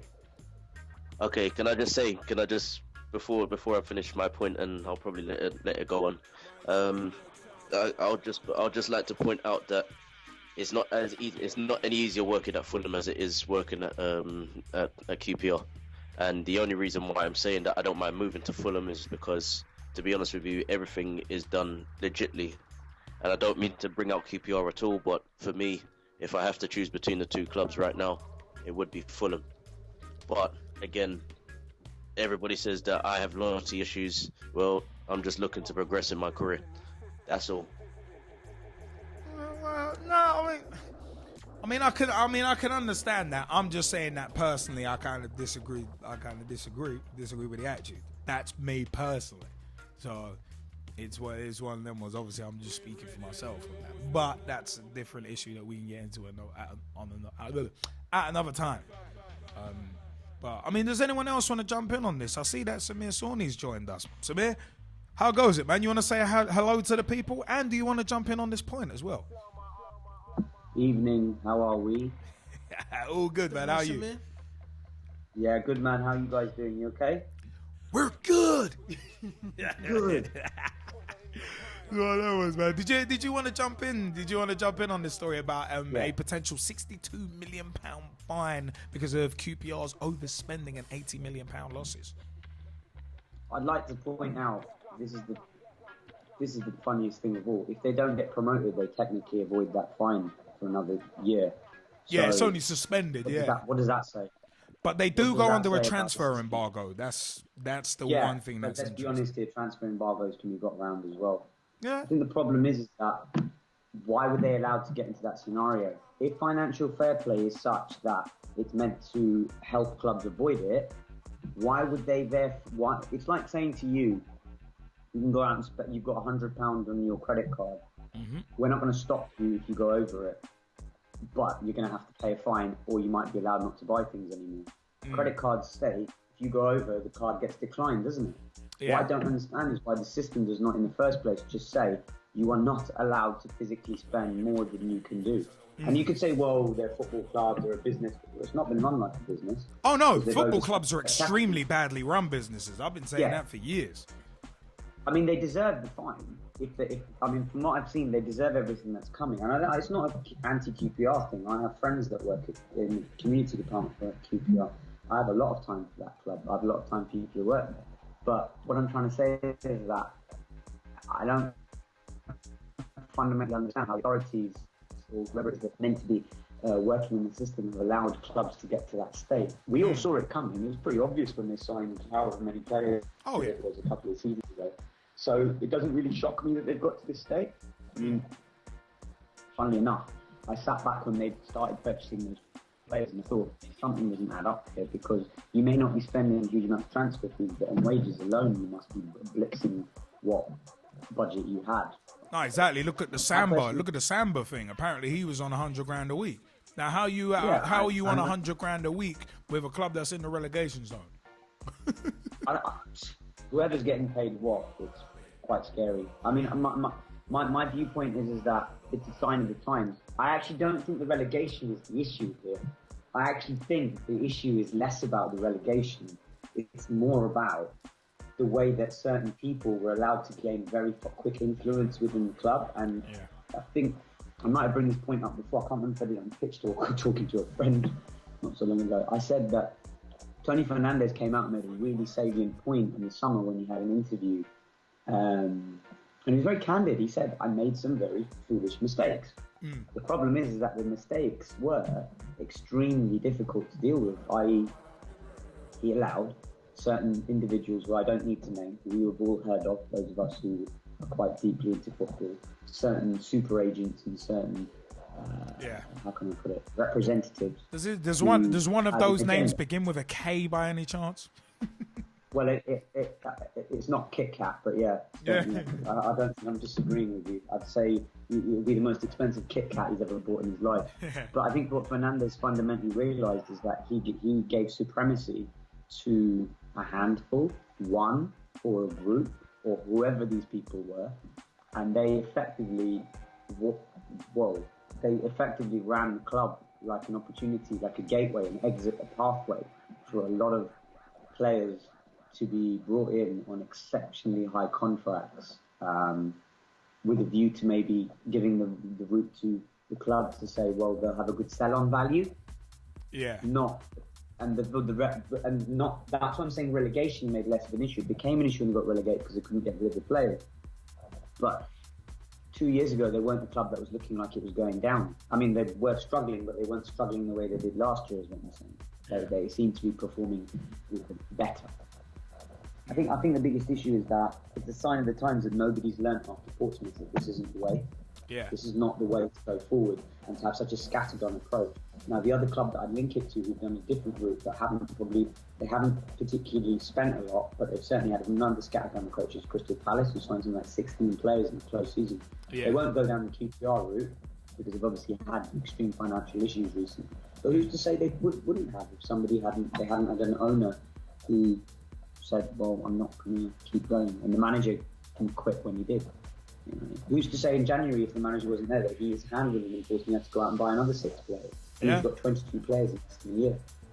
So I think it's a constant issue, and I personally believe that this issue is linked to the very, very strong ability of these super agents and third-party owners finding different ways to get into football clubs, and the Premier League is like golden goose at the moment, because now with the extended TV deal, what clubs are realising is that we can actually get into some really high-quality international footballers on really crappy transfer fees, but very high contracts. And I think there's a lot of clubs, guys, that do not fundamentally understand that these guys are being brought in for not playing reasons. Yeah. And that's quite scary. Well, it's purely sell-on sales and short-termism. Well, it's one of them ones. I mean, you got people being in. I mean, you look at Real Madrid as the kind of apex in terms of the example of that. It's a case of there's a lot of players over the years at Real Madrid who've been brought in purely for shirt sales. And Madrid have been guilty of that for over a decade, just bringing in people. All right, yeah, let's make this super team, but at the same time, brand, marketing, and all that. And I mean, it's always one of them ones. I mean, with QPR, you mentioned about them bringing in players for exorbitantly high wages and that. That's why last season. Thank you, G-Man. But that's why it was a case of, like, I kept calling QPR the WCW of the Premier League. A lot of people may not have got that analogy, but I did explain it a couple of times, whereby it's like they were buying up players for exorbitant wages, maybe not exorbitant transfer fees, but exorbitant wages that end up adding up. Because you may get a player on a free, like look at Joe Cole at Liverpool. He was on like 130 grand a week. It was a free transfer, but he was on 130 grand a week, and that adds up. That adds up on your wage bill. If you've got a wage bill of like 10 million, you could out and out buy a player for that and pay him half that in wages. It's one of them ones. It just adds up. But the fact of the matter is, yeah, you know what Samir mentions another good point. In terms of like kids in the candy store, no strategy got rid of players that QPR brought up. So one of them was Jaymie Bailey, never got a fair shake. It was disgraceful. Jaymie Bailey never got a fair shake in that Premier League season. It was sad. I thought he was a good player, not even just because he scored against us, but he was and will forever be a good player. But I mean, it's one of them was Jaymie. You wanted to reply to Samir's points, didn't you? Jaymie? Yeah, for me, yeah, it was down to the agents, it's down to Tony Fernandes. Obviously, Tony Fernandes hasn't really worked in football, and this is still a problem for most clubs who are just looking for a buyer to try and get them out of jail. I agree with certain things. I also agree with the fact that we just bought players for the sake of it. I now don't agree with the fact that we are now, for me, things are sort of changing at QPR, which could keep me at the club. But I've also got another opportunity which I haven't really spoken about on Pitch Talk, which doesn't even include QPR or Fulham, really. It's just a case of just misguided communication, and I don't think anybody's really. The thing is, until you've actually worked in the club, then you can't. Then people will always have their opinions outside of it. But I work there. I've seen who works in the offices. I've seen Harry. I've seen all the guys that have come in over the last year, regardless of the last 2 years. I've seen them over the last year. Some of them are humble just to have the money. Some of them just come for the money, and they know what they're coming for. They're not coming just to say. They know the reason why they're turning up at QPR. They're not turning up for just to start a relegate, just to try and fight off relegation. They're signing up for the long haul. Because if they're gonna get that money for a long time, then we might as well just sign them up for a good while. Obviously, if we do get into this whole debt thing, then it may be a good thing for us, because then it means we're not looking for continental coaches, we're not looking for continental players, and we're looking to actually bring up players from England and London.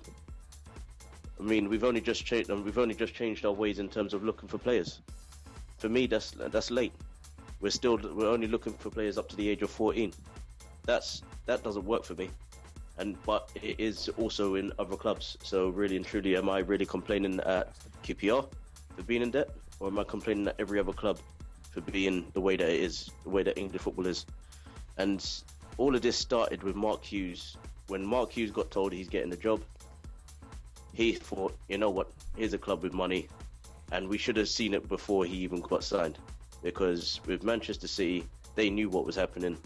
We don't need him. Well, it's a case of look at his agent. Look at who Mark Hughes' agent is. I don't think I need to bring names in, but I've had my opinion on him before anyway on shows. Is it Kia Jarabkian? Yeah, it is, and I've had my personal opinion about him on shows before. Right, okay. Putting that aside, it's Kia Jarabkian. All right, putting that aside, he's not the agent for every single one of the players that are there now. No, of course. And Harry is now. Therefore, for me, things are changing.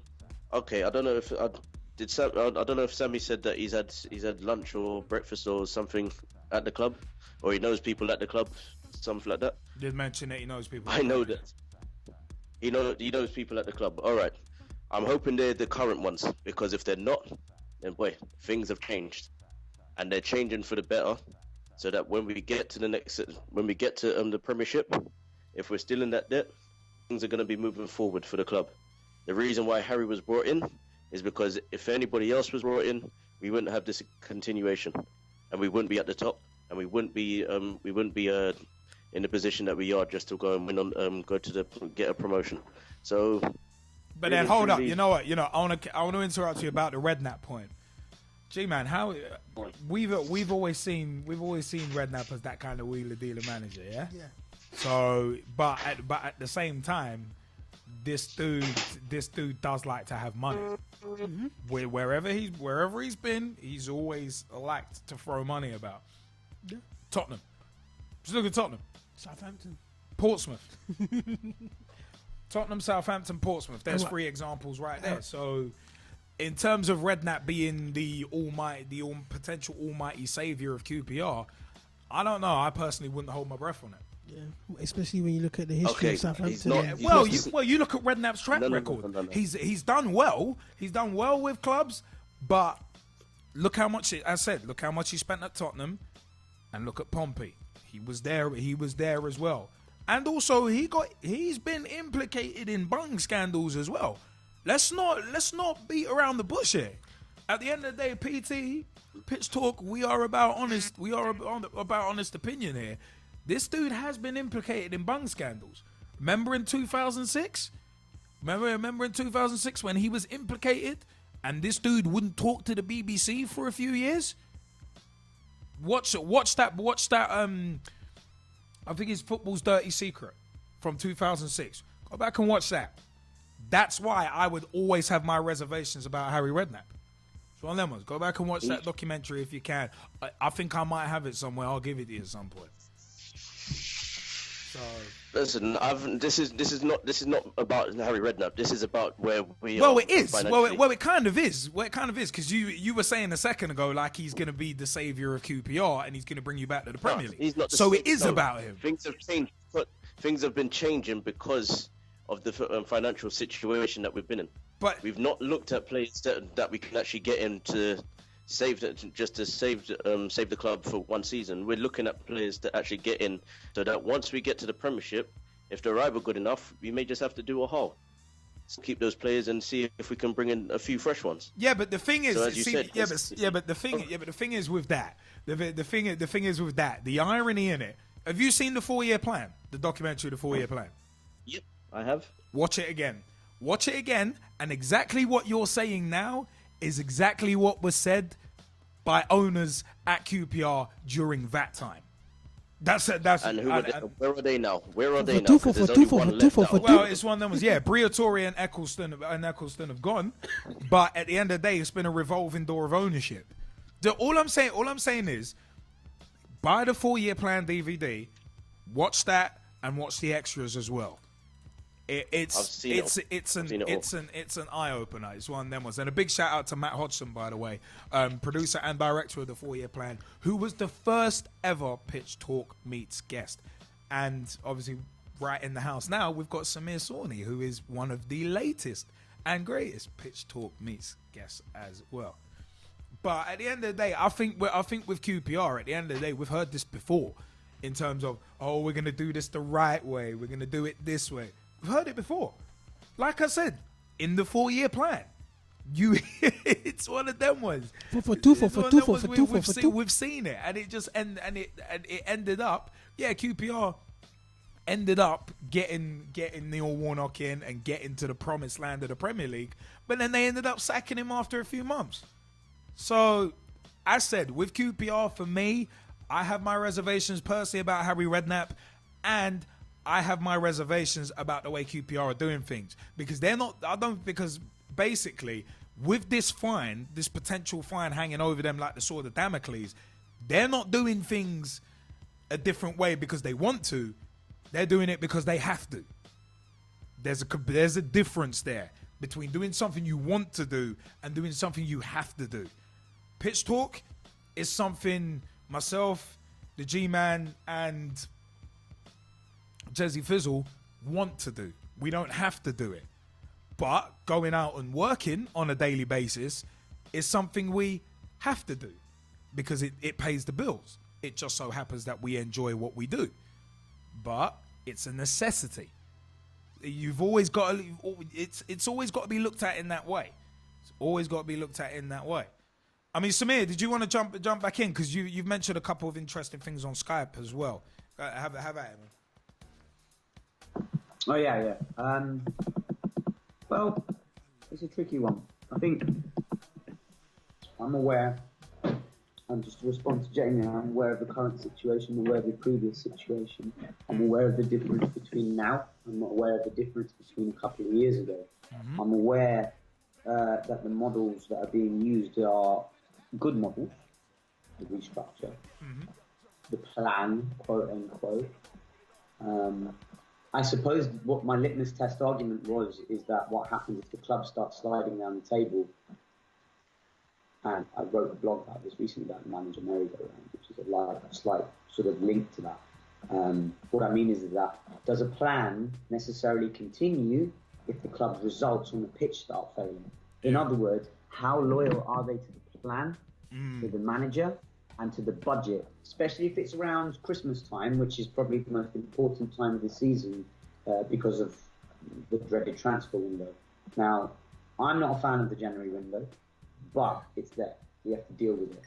And Harry Redknapp is well known for liking his players. I think he's taken a bit of a kick in the proverbials with the way his career's gone since he left Spurs. Look, I'm not having got QPR per se. I'm not saying going to QPR was a draw, but from where he was being linked to England, and being linked to European jobs as well at one point. I think you guys may remember he was being linked to quite a few roles actually at one point.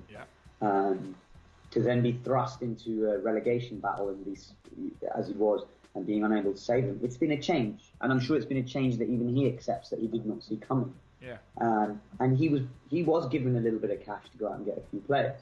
I don't think whatever he might say, it's pretty fairly obvious that his model has always been, I need players. Because forget about the amount of money, he likes to bring in his own men. That's why Defoe followed him a couple of times to a few clubs, Portsmouth back, if you remember. Yeah, Robbie Keane too. Did it as well. You know, he knows them. He knows these players, and he knows how to get the best out of them. Generally, that's why Cranchard's at QPR now. He shouldn't be at QPR. Not because QPR are a bad team. He's not a championship player. Nico he should be in the Cranchard's Premier League. I like it. But you know what I'm saying. But what I mean is that it would just be interesting to see. I don't mean this against Jaymie. Good luck to him. I don't mean it because I want anyone's job in jeopardy. I just mean it would be interesting to see what would happen to the plan if the club itself suddenly starts sliding down the table, because that is the true test of what an ownership board would actually see. Do they really, like you made a really good point when you were saying about, it's a plan. At the end of the day, they're forced into the plan, if that makes sense. In other words, have they made the plan? We all make plans based on actions and consequences, but sometimes does that mean that that plan is really what you want to do? Yeah. Or is that a plan that's been forced upon you? I think this is a combination. I think definitely they've realised.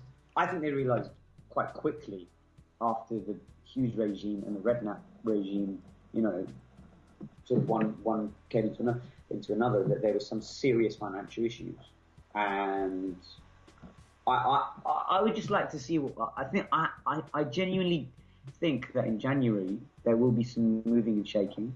I think there'll be probably a few more outgoing because they'll be trying to get rid of a few more players. I think someone like Cesar will definitely be gone. He's making boo-ha-has about it, but then that's his own fault for signing for a club on stupid money and then realising that clubs aren't going to take you on that ridiculous salary. That's his fault. That's not QPR's fault. QPR were foolish for giving him that sort of money. He was foolish enough for thinking that he could get that money somewhere else and just walk away from the club. But I don't know. It's a very, very convoluted situation because QPR are very different to Portsmouth in a lot of ways for Redknapp, because if you've seen in this window, he's obviously had a very, very long meeting with those people at the top, and they've sat down and they've all agreed you cannot go out and spend 5, 6, 7, 8, 9, 10 million in players. You cannot. You cannot even probably spend that on wages. You have to sell to buy, and you have to get rid of many of these players as possible. And the one that's really disappointed me more than any other player at that club, someone who I've always had a lot of time for, is Tarat. He is a disgrace to that club, the way he's treated them over the last few years. I'm so disgusted with him as a footballer because, just to go off on a tangent, he's a carbon copy example of a club gave him a chance and he threw it back on their face. When they got promoted, he started talking himself up, and I was so angry with him. Wait, who's that again? Tarat. Ah, yeah. When he went up, he was the exact example. I made a point in the Skype chat about how they ditched players or they sold on players or loaned back players to the Championship, like, I can't even remember off the top, Jay Bothroyd and players like that who worked, quite hard. I don't know if Bothroyd was actually with them in the Championship. I might be wrong about that. But you know what I mean? Well, guys like Fowling as well. About going to Milan. He was saying Milan want me in the centre. And on one hand, you could say, okay, he's got a job, he's doing this, that, and the other. Tarat was given an opportunity when no other club was that interested in him in London. And he wanted to stay in London by all accounts. And now he's at Fulham and he can't really get a game. So I don't really have any sympathy for people like him. Because if you're going to hold a club like QPR to ransom and you're going to act no better than a handful of these, what would you call them, money grabbers, you're going to get what you deserve. I believe in karma. And he's let the club down because they gave him massive chance, and they gave him chance after chance after chance. He's an example of where QPR have actually tried their best with the player and it's backfired on them all well. So I actually do feel sorry for them in some ways. Not for the amount of money they spent, but when they have had players. Because look, maybe you could blame them. Look at the way that money has actually corrupted some of the existing players as well. So it's a very messy situation, which I've not seen for a while at a club at that level, that many players. And I would not want to be in that dressing room. Now I think, though, fingers crossed, hopefully they'll have a good run, they'll find a way to get up, and maybe, they might get some more investment. You never know, and cover that 60 million. You just never know. Yeah. But the thing is, if financial fair play is going to get properly enforced, then they won't be able to cover that. They won't be able to cover those fines straight away, because I think it's something like a owner per season can only put in like 12, 14 million or something like that at once. So to kind of redress the balance of debts. So that's going to be an interesting one, even if that ownership does switch. But yeah, stadium renaming rights. You look at Man United, how they're getting around their debt. But he's signing that deal with DHL to sponsor the training kits, like selling the rights to naming rights to Carrington, among other things as well. So yeah, the Real Madrid thing, they're going to be actually the Bernabeu's going to get renamed soon as well. Oh God, someone else has just done that recently. Cast my mind back. I think it might have been Bury who have done that recently. The JD is now called the JD Sports Stadium. So, but it's one of them ones where I think Samir brings up the best point, because it's a case of at the end of the day, if it's all there was that plan, QPR's current plan. I was talking about Bury with the JD Sports Stadium. But yeah, it's one of them was in terms of the most recent example of a renamed stadium. But it's one of them ones where that plan is kind of like a friendship. We'll see their loyalty, just like you always see loyalty from a friend when you hit hard times. You see who's your friend and who isn't. We're gonna see if QPR hit hard times.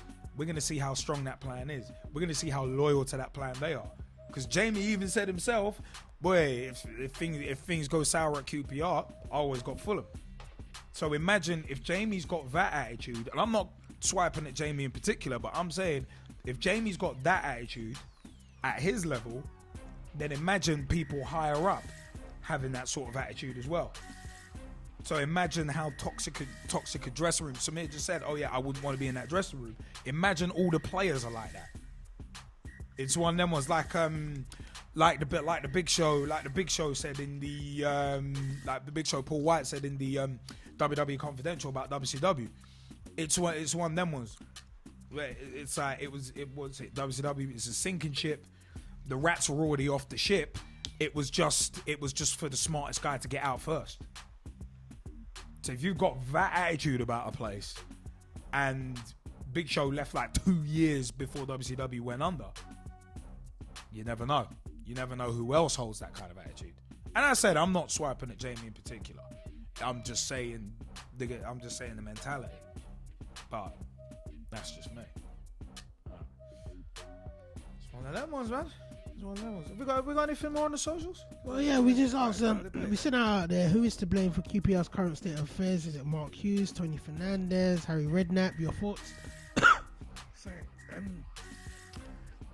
Big T, Thomas Hewitt, has basically said, I blame Reverend Devon for asking Tony Fernandez to devote most of the money towards the fund and not for Mark Hughes to help him build his confidence up managing a backline in the dressing room. Arsene Vader for QPR chairman. Haha, funny. Yeah, last week. No, but then he's also going to say on sort of a serious note, in a way, yeah. I've asked him, so does that mean you're blaming Harry Redknapp? And he said, yeah, in a way, because I don't know what Harry is doing. I don't know what he has been smoking. I don't know if it's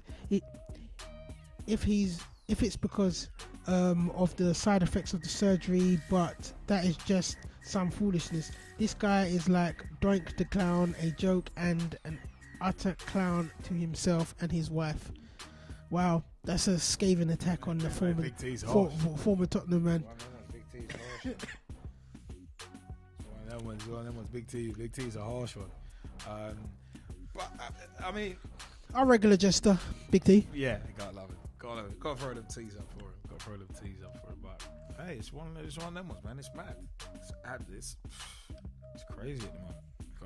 I don't know, man. I just have a feeling that what you was talking about with sponsorship deals, that QPR get promoted. Somehow Tony Fernandez managed to funnel some money from his big company, his airline, into the hands of QPR to cover some debts.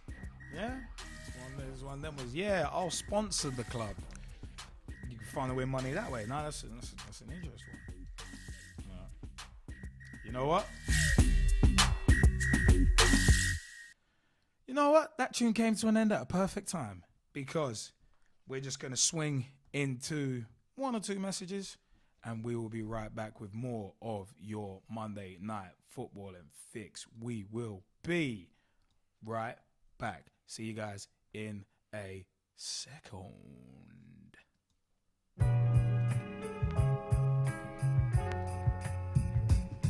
Some of the biggest complaints you get about football, our sort of football, are clubs playing players who aren't registered, or clubs playing players who are playing for a higher side.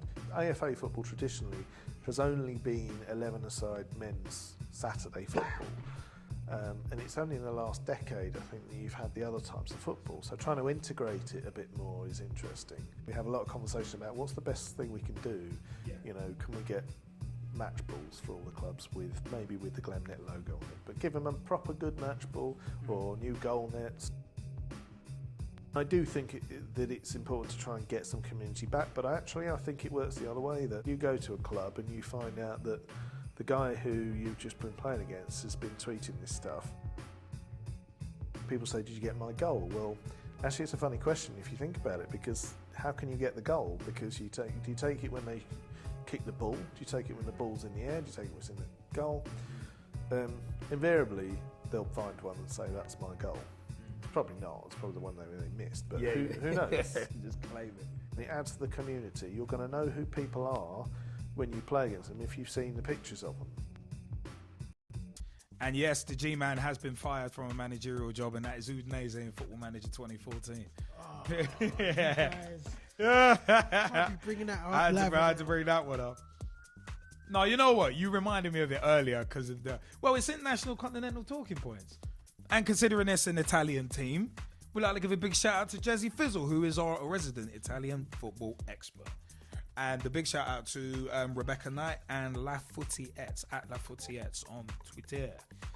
But you know what? I even copied and pasted it. Oh my good God. But International Continental Talking Points. Brazilian players stage match protests at congested fixture list. This from the 14th, Thursday 14th of November 2013. Brazilian players stood still with their arms crossed for several moments during league matches to protest at congested schedules on Wednesday. The players decided to take action at this week's domestic league matches to demand fewer games, a longer preseason, and a greater say in decisions. Pressure group Common Sense FC are behind the movement, with first, second and third division games halted for a month because of the 2014 World Cup, leading clubs to be asked to play more matches in midweek to compensate. Some refused to kick off after the referee's whistle, while others put the ball in play before stopping and staying motionless to show their discontent with the Brazilian Federation. In at least one match, the protests happened before the whistle because of threats that every player on the field would be shown a yellow card. To keep from being punished, players in the match between Sao Paulo and Flamengo started kicking the ball back and forth from one team to the other. They exchanged passes for almost a minute as the referee ran from one side to the other. Players in the match between Criciúma and Atlético Paranaense still waited for the initial whistle before crossing their arms, and nobody was shown a card. In the match between Coritiba and Corinthians, players put the ball in play before crossing their arms, but no cards were shown. In previous weeks, players linked arms in solidarity before kickoff. Common Sense will take action at the next round of games to demonstrate our dissatisfaction and concern with the CBF, Brazilian Football Federation, lack of interest in creating a more balanced and fair season for Brazilian football, the group said in a statement published on their Facebook page. Players want a shorter season with 30 days of closed season holiday and extended preseason, the introduction of financial fair play rules, and more representation on decision-making bodies such as clubs and federations. More than a dozen past and present Brazil internationals are involved in the group, which counts former AC Milan players Clarence Seedorf and Dida among its leaders. The Brazilian Football Confederation made some small concessions in a meeting last month, but said it was impossible to take more decisive action because the World Cup will eat up more than a month of the domestic season in 2014. The players warned they will get more radical. The CBF needs to commit to proposals, improvement, and actions for all Brazilian clubs, the pressure group added. Our protests will increase every week until we get an official answer. You know what? I find this intriguing for a number of reasons. First reason I find this intriguing is just the fact that the players are actually showing solidarity in this. It's not often you see players showing solidarity at all. Usually it takes something really horrible to happen to a player for them to show solidarity. Similar to the wrestling business. It takes something really bad to happen. For everyone to kind of come together. This is very interesting because you've got Brazilian players showing unity with each other. And you know what? It's player power, but good player power. It's not player power trying to get more money and trying to get exorbitant wages. it's actually trying to make things a bit more fair. So it's one of them ones. It's an interesting one. I think it's a very very interesting one. At the end of the day, congested schedules, you know what? It's an interesting one, because imagine if this happened in England in terms of a winter break. If the players just started protesting during matches, before matches and stuff like that. I wonder how long it'd take the FA over here to even acknowledge it, let alone react to it. I don't think it'd ever happen over here because there's such a division between players. I mean, you hear of cliques and good old boy networks within clubs, not even within leagues, but within clubs. So it's an interesting one, but taking action, trying to get fewer games, a longer preseason, and a greater say in decisions. That's interesting. And that group, the pressure group Common Sense FC, being behind the movement. I wonder, you could apply these kind of protests to different things. Because imagine this sort of thing, but in regards to racism or in regards to homophobia. It would make so much more of a statement. That's why stuff like Kevin Prince Boateng walking off during that match with Pro Patria because of racist abuse, I was in agreement with it, because at the end of the day, but you've got to trust that your fellow professionals in this kind of situation with the Brazilians, there's obviously unity. There is obviously unity there, and you've got to trust your fellow professionals are going to support you in this. So it's one of them ones. I mean, obviously, no players, no game. Just like if people stopped moaning and watching X Factor still, no viewers, no fans, no game. No players, no game. Swings and roundabouts here. But I think, imagine this sort of thing. If players were supported, like say Yaya Toure against CSKA in Moscow with the racist abuse thing, imagine he was to get every single Man City player just to walk off the pitch if it happened, or to stand there with their arms crossed and not do anything. Imagine that was both teams doing that. Then you'd be taking a stand. So that's why this does intrigue me. And it's going to be interesting to see what the Brazilian Football Federation does next. It'll be very interesting. Player power used in a positive way. Quite like it. G-Man, what's your view on this, man, before we throw it out the Skypers? No, I agree with you in the sentiments of it. It would be a marvellous thing if players in the Western sort of countries could take a stand together. Well, united we stand, doesn't it? United we stand, but money makes us fall, and that's well, that's where the big issue is, because I think one of the big problems is why it won't happen is because just like tube strike, some will strike, others will get double pay. Yeah. And that's the sort of mentality that covers the cracks over in these sorts of regions of the world, because money can pay. And obviously in Brazil, that's the whole issue. You know, they're playing a lot of games, probably not getting paid as much, so they can all afford to stand up for one another, knowing that they can. Well, the rights of players that you get in the Western world is probably a lot more than the rights of what they get in those regions. So it's a great idea, and it's great to see that, you know, there are former players actually helping, like the Seedorfs and that, you know, actually helping pushing those issues, because maybe what you're saying, it could potentially come across these shores if they can achieve something like that, of that platform over there. Then maybe it's a case study where they can bring it over and say, look, we've done it here, we've done it in Brazil, producing some of the best talent in the world.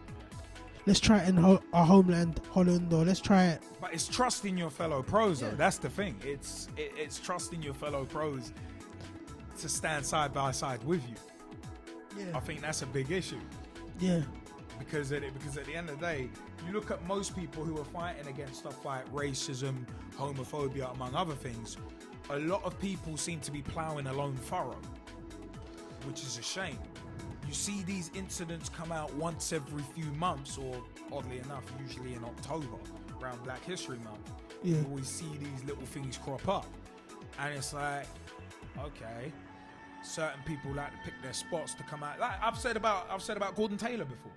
That dude likes to pick his spots in terms of when he wants to start talking about things. He picks his spots and he picks his people. Yeah, but one of the biggest issues, you need the bigger clubs to do it. Of course. You can't. Smaller clubs. But the bigger clubs don't trust each other. You can see that. That's the thing. But they're fostering that unity in Brazil, which is interesting. I mean, do any of our Skypers want to jump in on this point?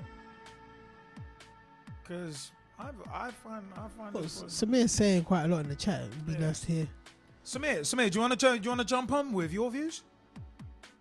Probably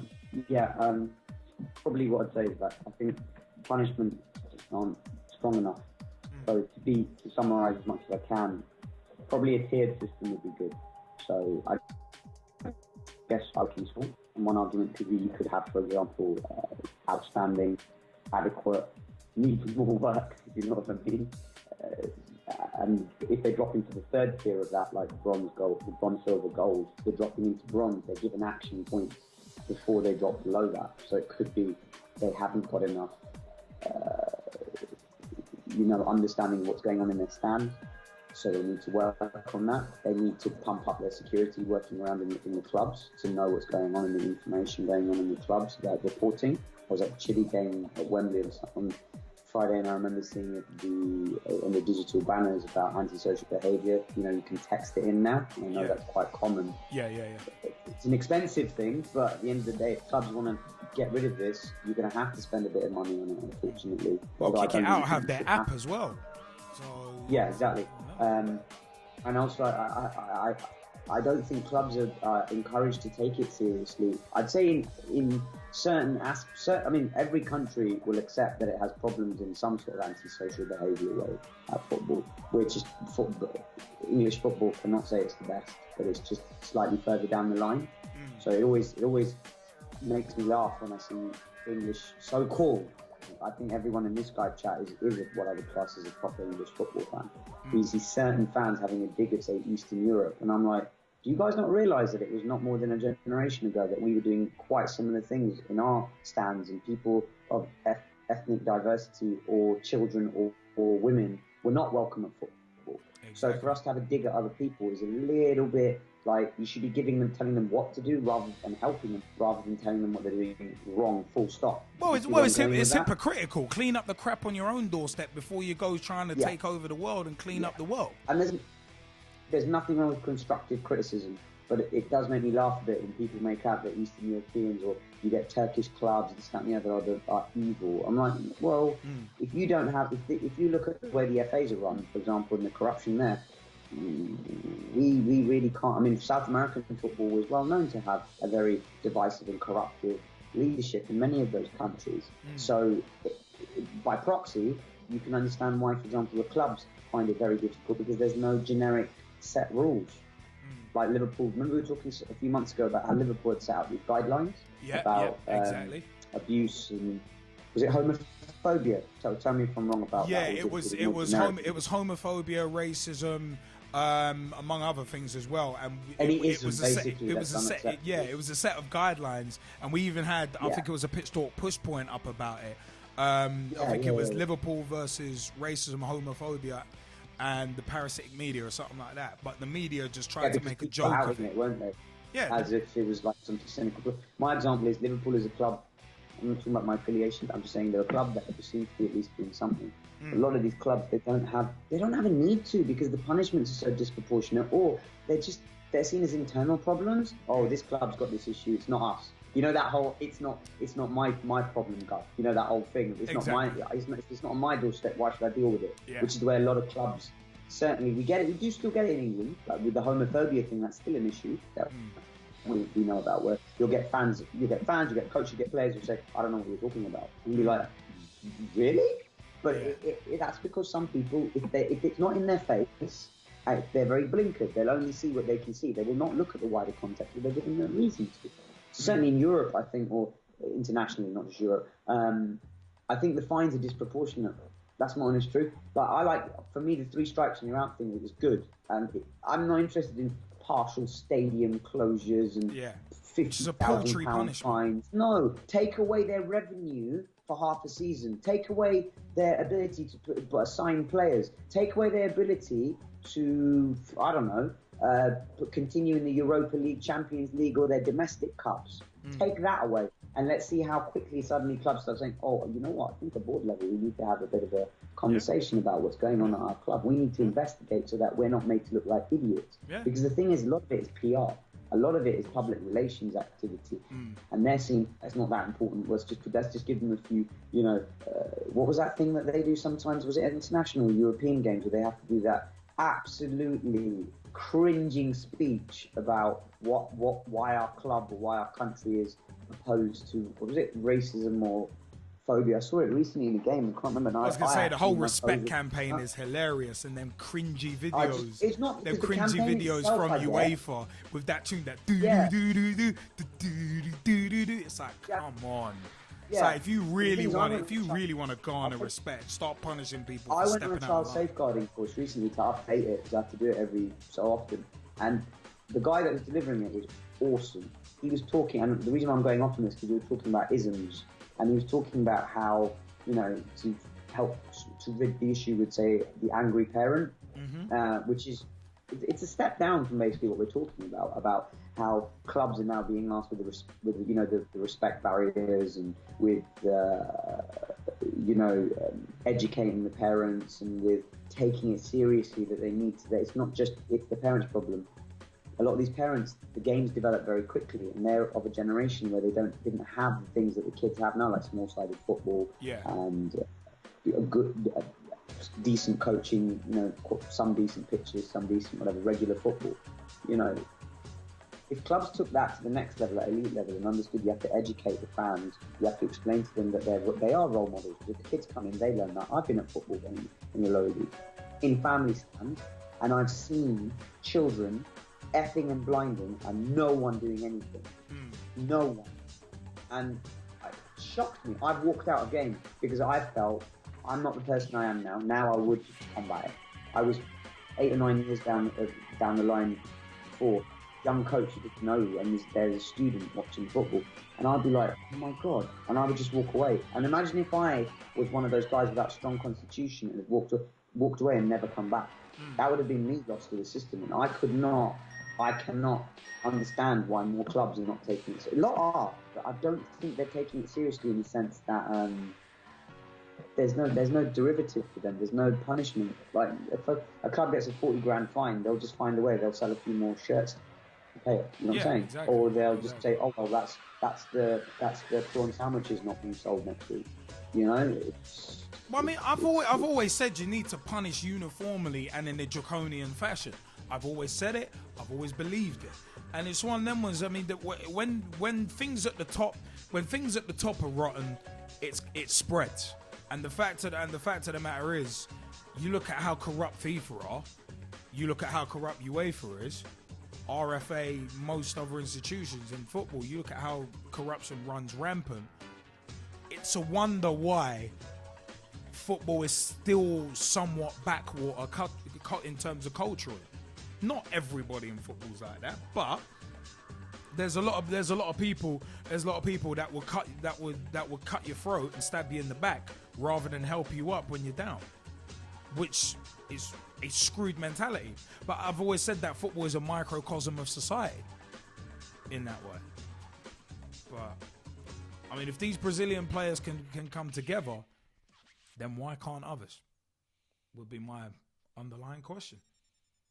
I mean, the whole respect thing. I mean, we've had a little bit of an issue with that this season at Ibis with our ones, in terms of respect, and especially respecting referees, because from some people there's been a lack of it, and I think the G-Man's been witness to, or at least heard some of it. So it's one of them ones. So that I think for me, it's one of them ones. There's got to be respect, and that's got to be developed at every level, whether it be grassroots, pros, semi-pros, and it's also got to be like parents have got to instill it in their children. If you can't instill respect into your child, then you failed as a parent for me. Because it's one of them ones. You've got to be able to do that as a parent. That's a basic thing. That's as basic as feeding and clothing your child, teaching them the virtue of respect. And respect isn't given; it's earned, of course. But it's one of them ones. There's got to be that basic level stuff. Right. I'm gonna keep tabs on that Brazil story though. We are going to keep tabs on it. But you know what? So one of them was that. Yeah. What Samir's been saying in the chat about a little kid just screaming chili suck, screaming at anyone wearing a chili shirt. That's abusive behavior. And if that's a child coming out with that sort of abusive behavior, can you imagine how bad it's gonna get if that kid gets older and starts doing it? Through teenage years, through his adult years. So you end up breeding football hooligans. It's that kind of behavior. That's fertile ground. I mean, for me, idiots, morons, and the narrow-minded are a breeding ground, a fertile ground for your racists, your homophobes, and your football hooligans in that pocket of society. And it's one of them ones. The more you educate people, the more you help people, then you help them to see not even just the error of their ways, because that's a bit preachy, but you help them to see things clearly. And I'm not even referencing Jimmy Cliff here, but it's just one of them ones. You could help them see clearly now. But I don't know, man. One of them ones. We'll see. But you know what? It is time for us to pause the current track that we're in. We mentioned grassroots. And we do clearly have another segment of the show to go into as we come into the final furlong. We had a very interesting cup match this week, and you know what? We're going to tell you about it right now from the Ibis.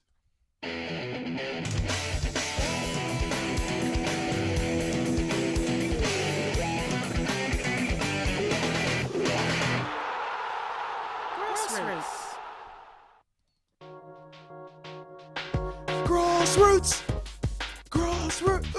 I say grass. You say roots. Grass. Roots. Okay. I kind of got left on my own on the first instance.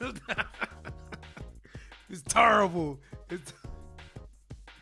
I can't deal. Sometimes I can't deal with this. Sometimes I have to deal with him. Yeah, I have to know what you're doing. You're the one who put it in the Skype chat. Oh god. Purple right on the strike one. Let's get into the grassroots segment. Someone put it in the Skype chat. I thought it was you, but you know what? Let's roll. Big shout outs actually to at GlemNetSAL, www.southernamateurleague.co.uk, the SAL. Big shouts. And a big shout to Andy Copeland, whose trailer for his Pitch Talk Meets interview, which is on youtube.com/Pitch Talk you saw earlier. And also big shout out to Rob Lusher, Ibis FC legend Rob Lusher, who was actually playing with us this weekend. Big shout out to him, and his Pitch Talk Meets interview was quality on youtube.com/Pitch Talk. Big shout out to the Amateur FA as well, www.amateur-fa.com. Big shout out to them because it was a cup weekend this weekend, and it's one of them ones. The Ibis Ones. The Ibis Ones were in action against Aline Old Boys, and in one of the AFA Cups, and they actually went down 3-1 in defeat, with Alex Minchell, sup Mitch, getting the only goal of the game in a 3-1 defeat. The Ibis 2s actually won 1-0 as well. I cannot remember off the top of my head who actually scored in that one, but I know they won 1-0. Also, the Ibis FC 3s went down 6-0 in the AFA, I think it was the AFA Junior Cup, against, was it Junior Cup or Intermediate Cup? I can't remember off the top of my head. I think it was Junior Cup. But the Ibis FC 3s went down 6-0 to Oak Hill Tigers reserves. And the result that we're going to focus on is from Saturday, 12th of October 2013. The Ibis 4s 0, Alexandra Park FC 4s 2. And a big shout out to Dave McLaughlin, chairman at Alexandra Park FC, and Mr. Ray Gerlach, the sponsorship liaison officer at Alexandra Park FC. I said to the APFC 4's captain, say hello to Dave for me. So I was after the game, I was like, Skip, well done, man. Good luck for the season. Say hello to Dave for us. What is the G-Man doing? I would love to know what you're watching. He doesn't want to tell. Apologies. He doesn't want to tell. No, apologies. No, something that Samir sent us on the Facebook wall. So anybody out there, you can go on our Facebook wall now and yeah. As Samir said, are you watching those clips? Yeah, he was trying to. I caught him in the act. I caught him in the bloody act. Blasted iPhone. But it's all that was. Ibis 4s 0, Alexandra Park 4s 2 in the AFA Minor Cup. This from Saturday, 16th of November 2013. The starting lineup was myself, straight shooting LJA, aka Liam Angell, captain of the force. You got pointing thumbs at yourself. LJA. I don't know what you were doing. But yeah, I was in goal again. We had Carl Bolton and Tom Buttress, Mark Furness, Pete Snell, Ashley Farrell, Alex Laugharn, Callum Mayfield, Gideon Barnett, Jordan Mills, and Barry Clark as the starting lineup. And we had Rico Boyce, aka Big Reason, Rob Lusher on the substitutes bench. We're going to come back to some of these texts actually from Big T, because those are absolutely funny. But we are going to get on to a match report. The AFA Minor Cup, another distraction, but another game where we showed a lot of character. The earlier kickoff time resulted in a couple of late arrivals, including the kit, but we got out on the pitch for a very quick warm-up before we got underway. This match, as said, actually had a bit of a pitch talk linked to it due to our oppo being the fourth team of Alexandra Park FC, who you might remember from the pitch talk on the road video at their kit sponsorship launch with 14. But I digress. The match started off well with Buttress and Bolton at centre-back again, with Furness filling in for me at left-back. Big shout out to Mark Furness, actually. It was a lot of fun. It was a lot of fun having some brewskis after the game. And Pete Snell at right-back. Also a big shout out to Pete as well. But, yeah, man. Alex and Ash actually made a kind of a good combo in the centre of midfield with Baz and Jordan up top. Gideon was at right mid and Callum Mayfield, who hadn't played for us in a while, returning at left mid. We did start off well, and we were moving the ball around well for the first 20 minutes, especially down the right-hand side, with Pete and Gids linking up really well and causing havoc down that side and whipping in a couple of dangerous crosses as well. But against the runner play, the first goal actually came from a corner. We were passing the ball around neatly, and from a goal kick, I decided to take it and go long instead of putting it across the box to Tom Buttress, who was waiting just outside the box. But basically, I didn't the ball actually got booted long, but came right back because my kick was a bit short. I didn't think I was going to be able to get it across the box in time before one of their strikers closed it down, which is why I didn't go for the short option. But one tactic APFC did deploy was putting a man on the keeper, which happened to be me, obviously. And the in-swinging corner was headed in by their big striker from close range, which it was a sucker punch of a goal, but kept playing our game, and we rounded out the half actually on top. The halftime team talk was a positive one, as the only real negative was the goal we conceded. But we knew we had to test their keeper, as I was the busiest of the two. So the second half began, and the game became rather disjointed as the half wore on, with our passing rhythm changing more into kind of hoof and hope at times. APFC got more into the game as we couldn't get the same momentum into our play during the half, and the return of Rob Lusher, who, I said, this past summer, sat down for a Pitch Talk Meets interview. A little bit of promo in there. Of course, a little bit of promo in there. But he replaced Pete Snell at right back. I actually originally wanted to bring Rob into centre mid, just get a bit of aerial prowess in there, but needs must. Square pegs, round holes and all that. Also, later in the half, Rico came on for Jordan Mills. We were chasing the game, and as a result, we did leave gaps at the back. But progression to the AFA Minor Cup third round, it meant that we did take some risks. But for the last 15-20 minutes, I actually did decide to switch Tom Buttress from centre-back into his preferred centre-mid role. As I said, just to kind of try and get a bit more foot on the ball at centre-mid. And switch Alex Laughlin to centre-back alongside Carl.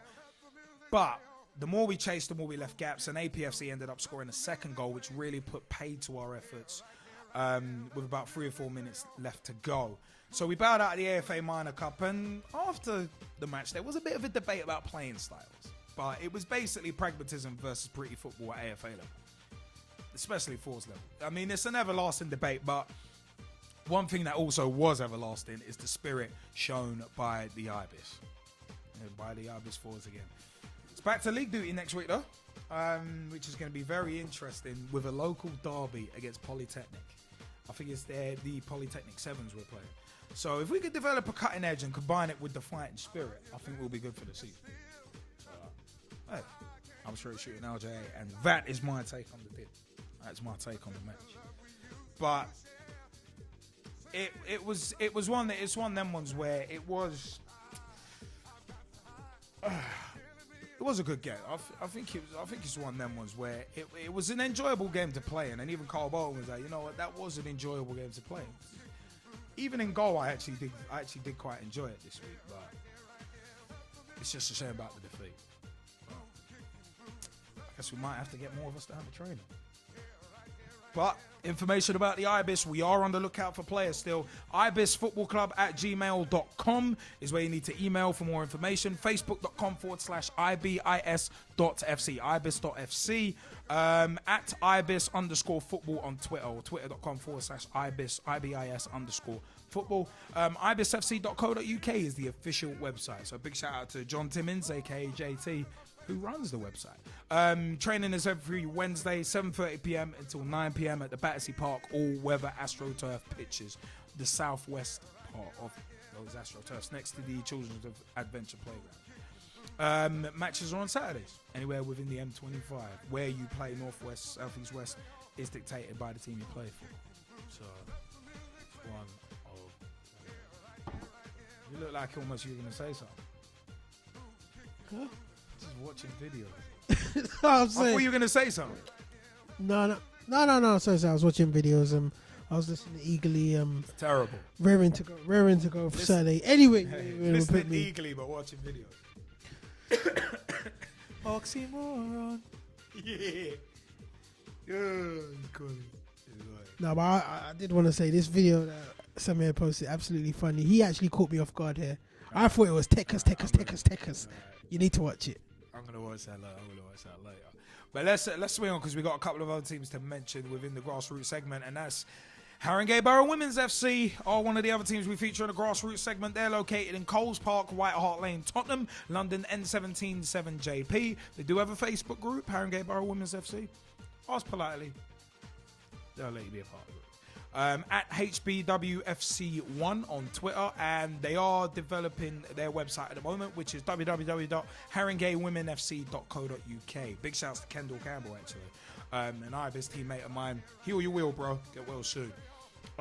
We train on Tuesday. They train on Tuesday and Thursday evenings from 7:30 p.m. until 9:30 p.m. at the Northumberland Park Community School, Truelock Road, London N17 0PG, and their match days are on Sundays. So big shouts to Haringey Borough Women's FC. Big shout to Stevenage Borough Ladies FC as well.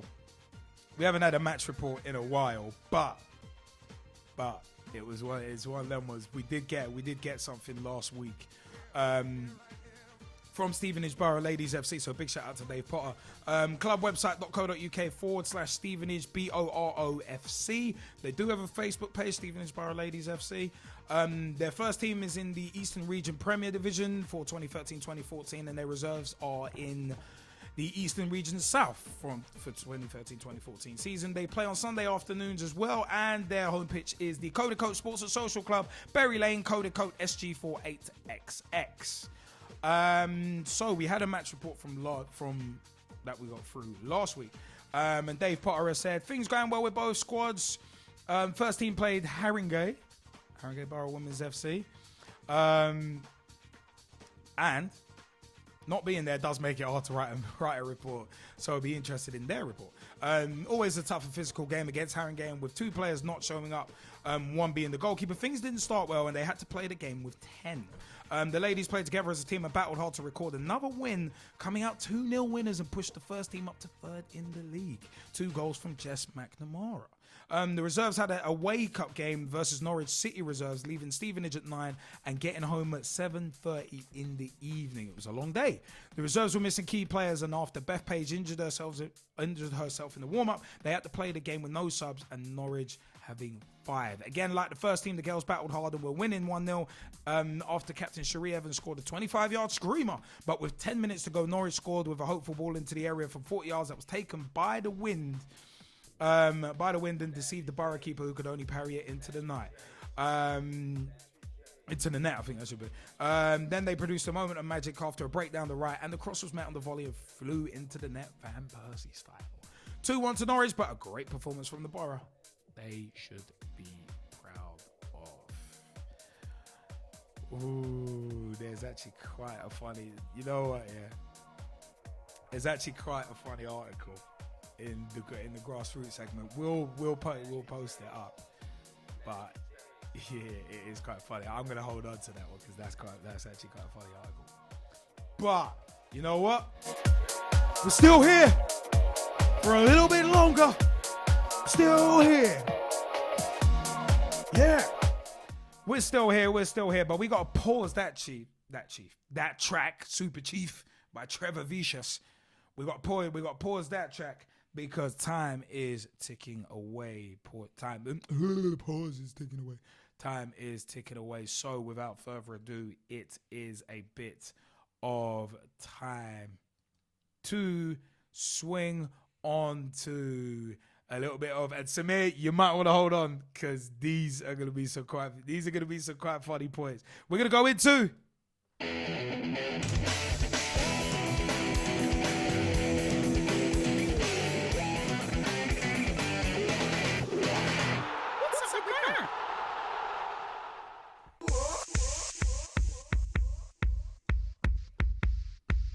yeah. Yes. The last segment for this week is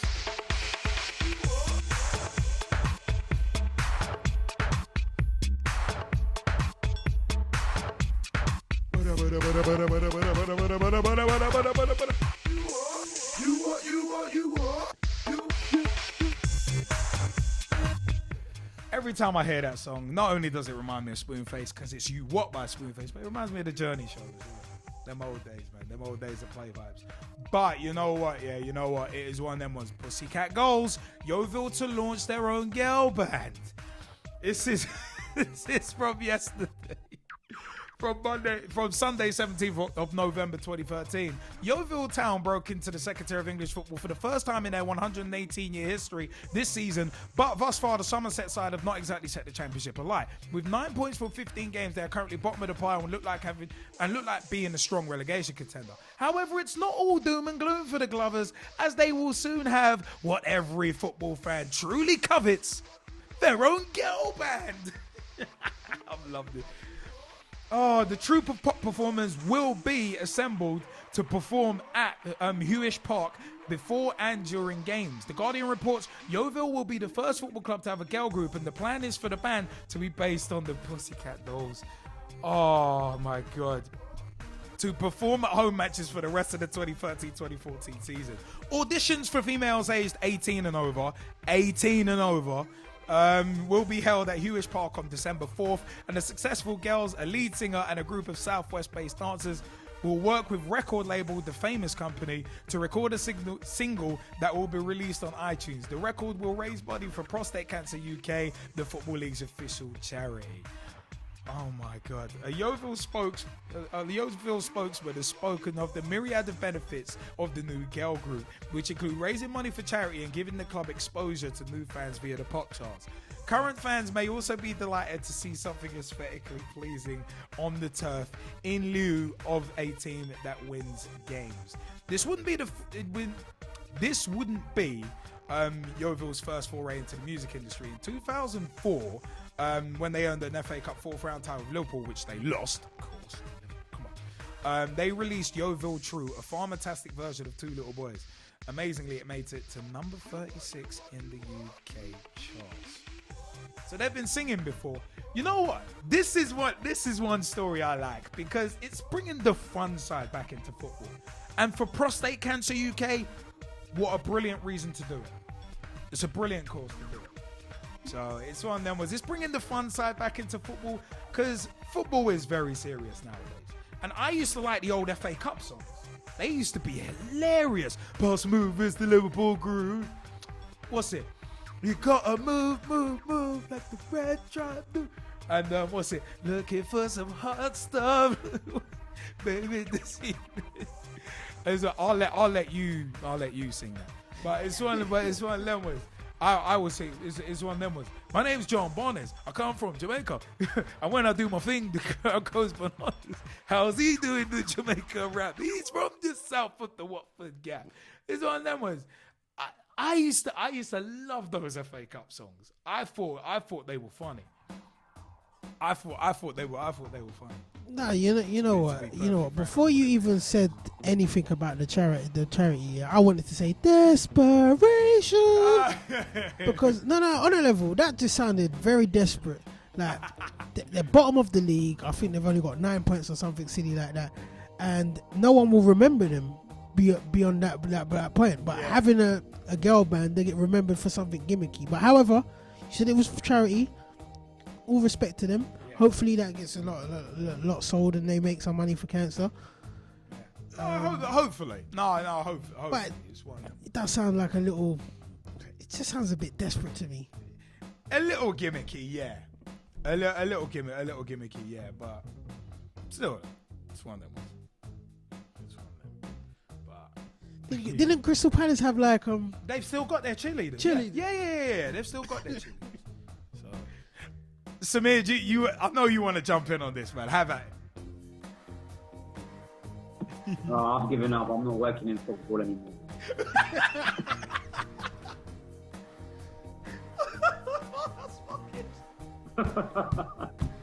I love it. I give up.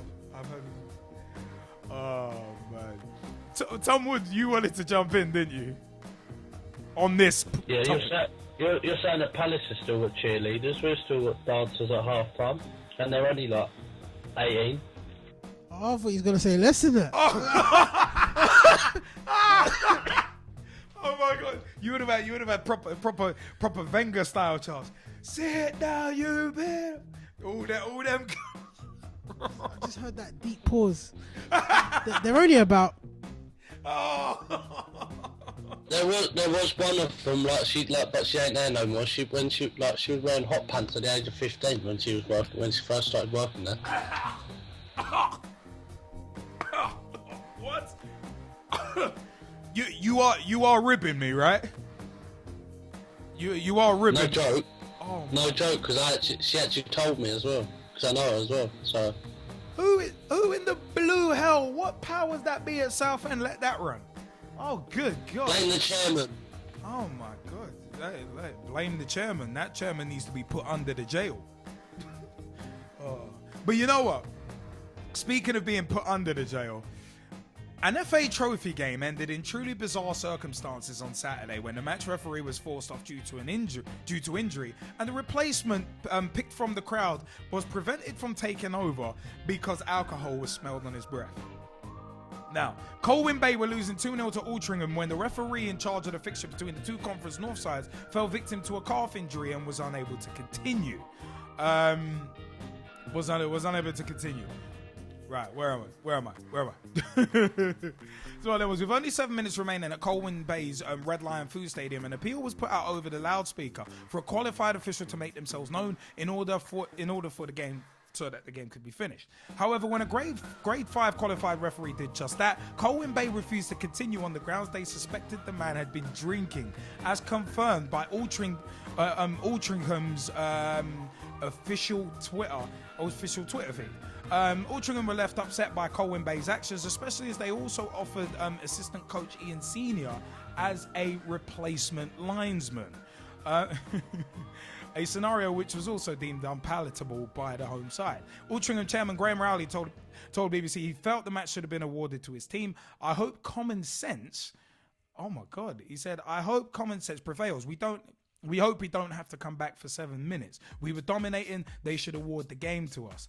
There was an announcement saying asking if there was official. We put forward a fan to run the line who is a level 5 qualified referee. Colwyn Bay toned that down. We put forward our assistant to run the line. They refused that. They would not put forward anyone themselves. It was a poor show. Colwyn Bay actually are hoping that the game gets replayed in full, with manager Frank Sinclair saying you can't just have any Tom, Dick or Harry come in and finish the last 10 minutes of the game. There was no one on our side that had any officials badges. One of their staff said he would see the rest of the game out with no qualifications. It's human nature that if there was a big decision to make, we wouldn't have got it. I've been within my rights to not agree to carry on. Now you know what, yeah? There's more. Someone came, Altrincham FC said this on Twitter. Someone came forward to officiate the game, but Colwyn Bay have protested against this as the person smelled of alcohol. Match abandoned. It will now be up to the FA to decide whether the game is replayed or whether Alty will be declared the winners. That is mad. That is mad. You know what? It's not just mad. It's what you call when you actually play by the book. I understand that. But then again, saying that someone's automatically not going to give you a decision is mockage. But I've ran the line against one of my little brother's old teams before. Yeah. And like one of the dads came up to me afterwards and was commending me on how good a job I did. Yeah. Because at the end of the day, No, I was calling it down the line. Yeah, no, but what I'm saying, Colwyn Bay obviously saw that 7 minutes in the game. You know, they saw that. You know what? There's a chance they could get a replay here, and they're trying. They're actually trying to work it fully to the book. Look, ref smells like he's got alcohol in his breath. No way. Wait, you want to give us a lineup? Has he got qualifications? No way. Have any of our guys got qualifications? No way. That would never happen in grassroots. Actually, then again. No, I'm saying then that again. in grassroots. Grassroots. We probably just would have taken the guy and been like, submit the referee report after. One of them was, hey. Oh, that's classic. It's one of them was for that short a time. It's like, come on. Like, a lot can happen in 7 minutes, but come on, let's be realistic about it. Referee's got alcohol in his breath. That's jokes. I thought that was funny. Is he inebriated? No, he's just got alcohol in his breath. So what's the problem? Everybody here's got alcohol in their breath. Even you.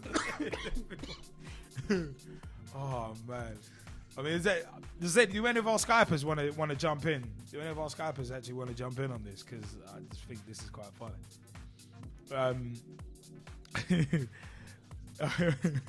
I love it. Samir says enough said. You know what? Speaking of, you know what? That stuff is absolutely funny. But you know, I lost what's up with that moment, relating to your boys, G-Man, because on Wednesday, November 13th, an Arsenal supporter has lost his house after betting it on the result of the weekend defeat to Man United. Henry Habassani bet his family home that Arsenal would beat United. Rashid Yiga, a United supporter, wagered his car and his wife in return. The pair in the Iganga district of eastern Uganda took the wager so seriously that local elders and supporters witnessed the signing of the bet. Habassani reportedly fainted at half-time, with Arsenal's 1-0 loss condemning him to homelessness, leaving him, his 3 wives, and his 5 children without a roof on their head. Man's got 3 wives. Oh, that's already funny. Fans of English clubs in Africa often make the headlines with their extreme behaviour during and after big matches. In 2009, a Nigerian Man United fan drove a bus into a group of Barcelona supporters. Following this size 2-0 Champions League defeat to the Spaniards. Oh my God, 4 were killed and a further 10 were injured. Weeks previously, an Arsenal fan in Kenya committed suicide by hanging himself after his side were beaten in the semis. He was found dead wearing his club's favourite shirt. I swear we spoke about that. I think we might have. Mate, do you understand how... that is crazy. Wait, and your UK fans say foreign fans don't take it seriously? Exactly.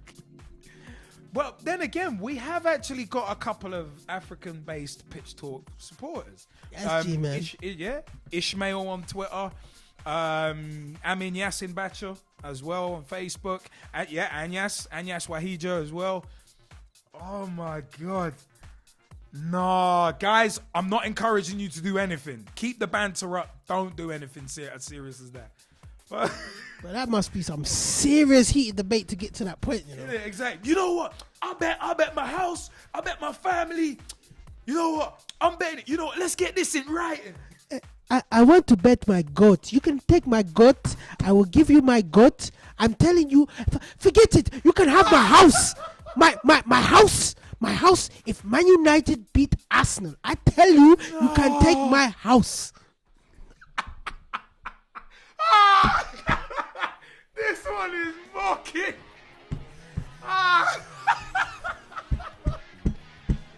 No, that's Libby. Accent and everything. No, that is, oh, good gravy. Oh.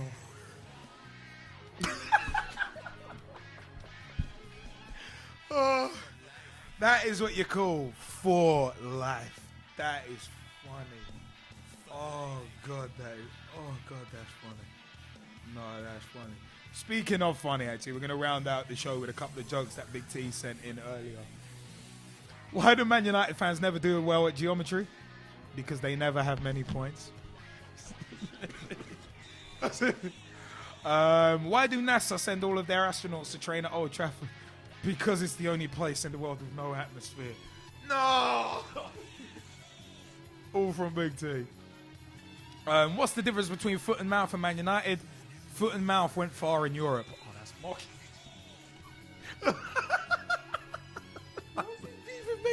Mate. Oh, Big T's mocking. And the final one, he said, mega props to Gav for reading my comment in regards to everyone saving and putting aside their hard-earned wages to the Reverend Devon Building Fund. Listening to the show, as usual, and I was wondering if I can get your opinions on one question. If you're England, what would be your ideal group for the World Cup? Ideal group? I don't think there is a real ideal group. Who's going? It's going to be pretty tough, actually. I would say an ideal group: San Marino, Equatorial Guinea, and American Samoa. I wouldn't even say. Did you see Equatorial? And Tahiti just I wouldn't even say that. Equatorial Guinea versus Spain. What a match! Did you see it? They had holes in their actual defensive play, but they would say they had holes in their shirts. quite a powerful team. Quite a powerful team. Well, if I was to say, if I was to say, I would say it would be England, and England with England. That would be like every 0-0 in terms of points. Hey, no one to go through. Get through top of the group. Only winners advance. No one to go through. No. All honesty, tough one. Oh, you know what? Yeah. You know what?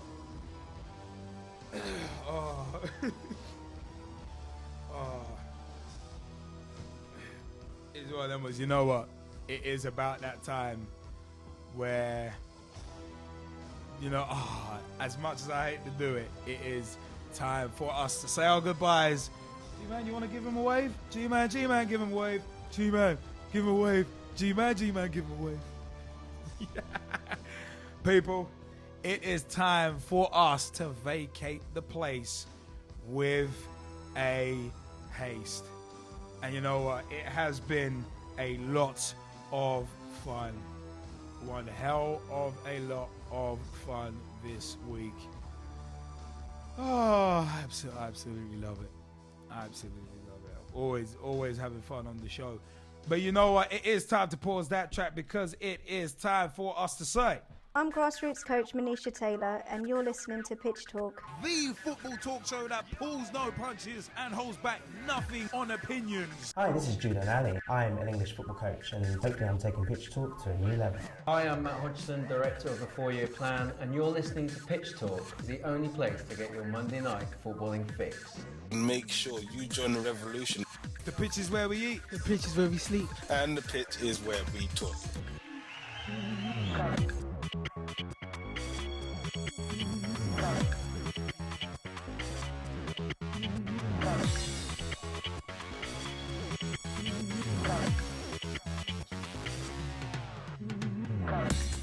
Yeah, we have been your Monday Night Footballing Fix once again from 8 p.m.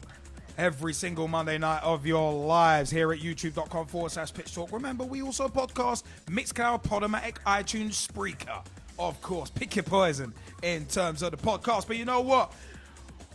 Ladies and gentlemen, boys and girls, children of all ages, Straight Shooting LJ, the G-Man and Jazzy Fizzle proudly bring to you the football talk show that pulls no punches and holds back nothing on opinions. Because the pitch is where we eat. The pitch is where we sleep.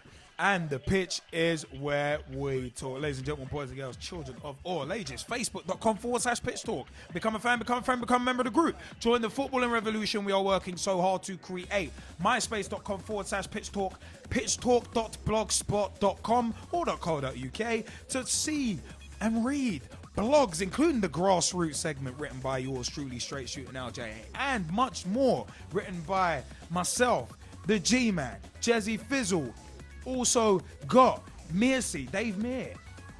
Manisha Taylor's written a blog for us. We've also got blogs from Mike Harniman, Big T, aka Tom Hewitt, Russ Vernon, God, among others as well. So it's one of them with so many blogs, so little time for all these shout outs. But you know what? It's one of them ones. Big shouts, youtube.com/Pitch Talk is where you can find all of our videos and podcasts of our shows as well. We always enjoy bringing the banter and bringing you your Monday Night Footballing Fix. It's one of them as you can see all of our videos, including Pitch Talk on the Road series, our Pitch Talk Meet series, which we interviewed Mr. Samir Sawhney, who was with us earlier in the show, one of the Pitch Talk family and a director at Motivate Sports and Fitness, at Motivate SF on Twitter and Motivate Sports and Fitness on Facebook too. MotivateSF.co.uk. Also, big shout out to Girls on the Ball, at Girls on the Ball. Big shout out to Rachel and Sophie, at Girls on the Ball on Twitter and www.girlsontheball.com. Big shout out to Umbry and Ali and Fusion Lifestyle Magazine. Glad the Asian Media Awards went very well. Big shout out to a couple of mates of mine, Sherelle Wedderburn. Big shouts to you and Andrew Williams as well. Big shouts. Big shouts to the Ibis Football Club. Big shouts to the boys, to Mr. Mark Furness, Barry Clark, Gids. Oh my God, one of them ones, man. Big shouts to Pete Snell, among others as well. Big shout to Mike Harniman of Storm FM, Tom Wood. Big shouts to Jaymie Bailey, who was with us earlier. Big shouts to Russ Vernon, who's been texting in as well. Big shouts to, of course, Big T, throw them T's up. Big shouts to Francis Strong and Lily Lumi, who joined us, who haven't been with us in a while, but joined us tonight. Big shout out to Chloe Griffin as well, who joined us briefly. It's one of them ones. So many shout outs, so little time. Tweet White Line, at Tweet White Line on Twitter. Finn White Line Magazine. Big shouts to them. Big shouts to them. Also, Ian Kerr as well. Big shouts to the Section 357 show. Big shot Ron Super Navajo and also Son Diff as well. Big shouts to them guys across the pond doing it big. Big shouts, of course, to our co-host Jazzy Fizzle, to apparentlyrich.com, ljaproductions.co.uk, insitu.co, our official facilities provider. Big shouts to RNV Wrestling as well. Big shout outs to official SXE as well, Simply Exclusive Entertainment. You know what? It's been a lot of fun bringing you your Monday Night Footballing Fix. A big shout out to Alexandra Park FC, Ray Gerlach, Dave McLaughlin. Also a big shout out to John Sitton as well, another recent Pitch Talk Beats guest. You know what? I've been Straight Shooting LJA. And I have been the G-Man. And it's time for us to vacate the place with a haze. So we would like to say a final shout out to Miss Rebecca Knight and at La Footiettes. And a big shout to a mate of mine, Lavinia, who's been tuned in as well. Thank you very much, people. Good night.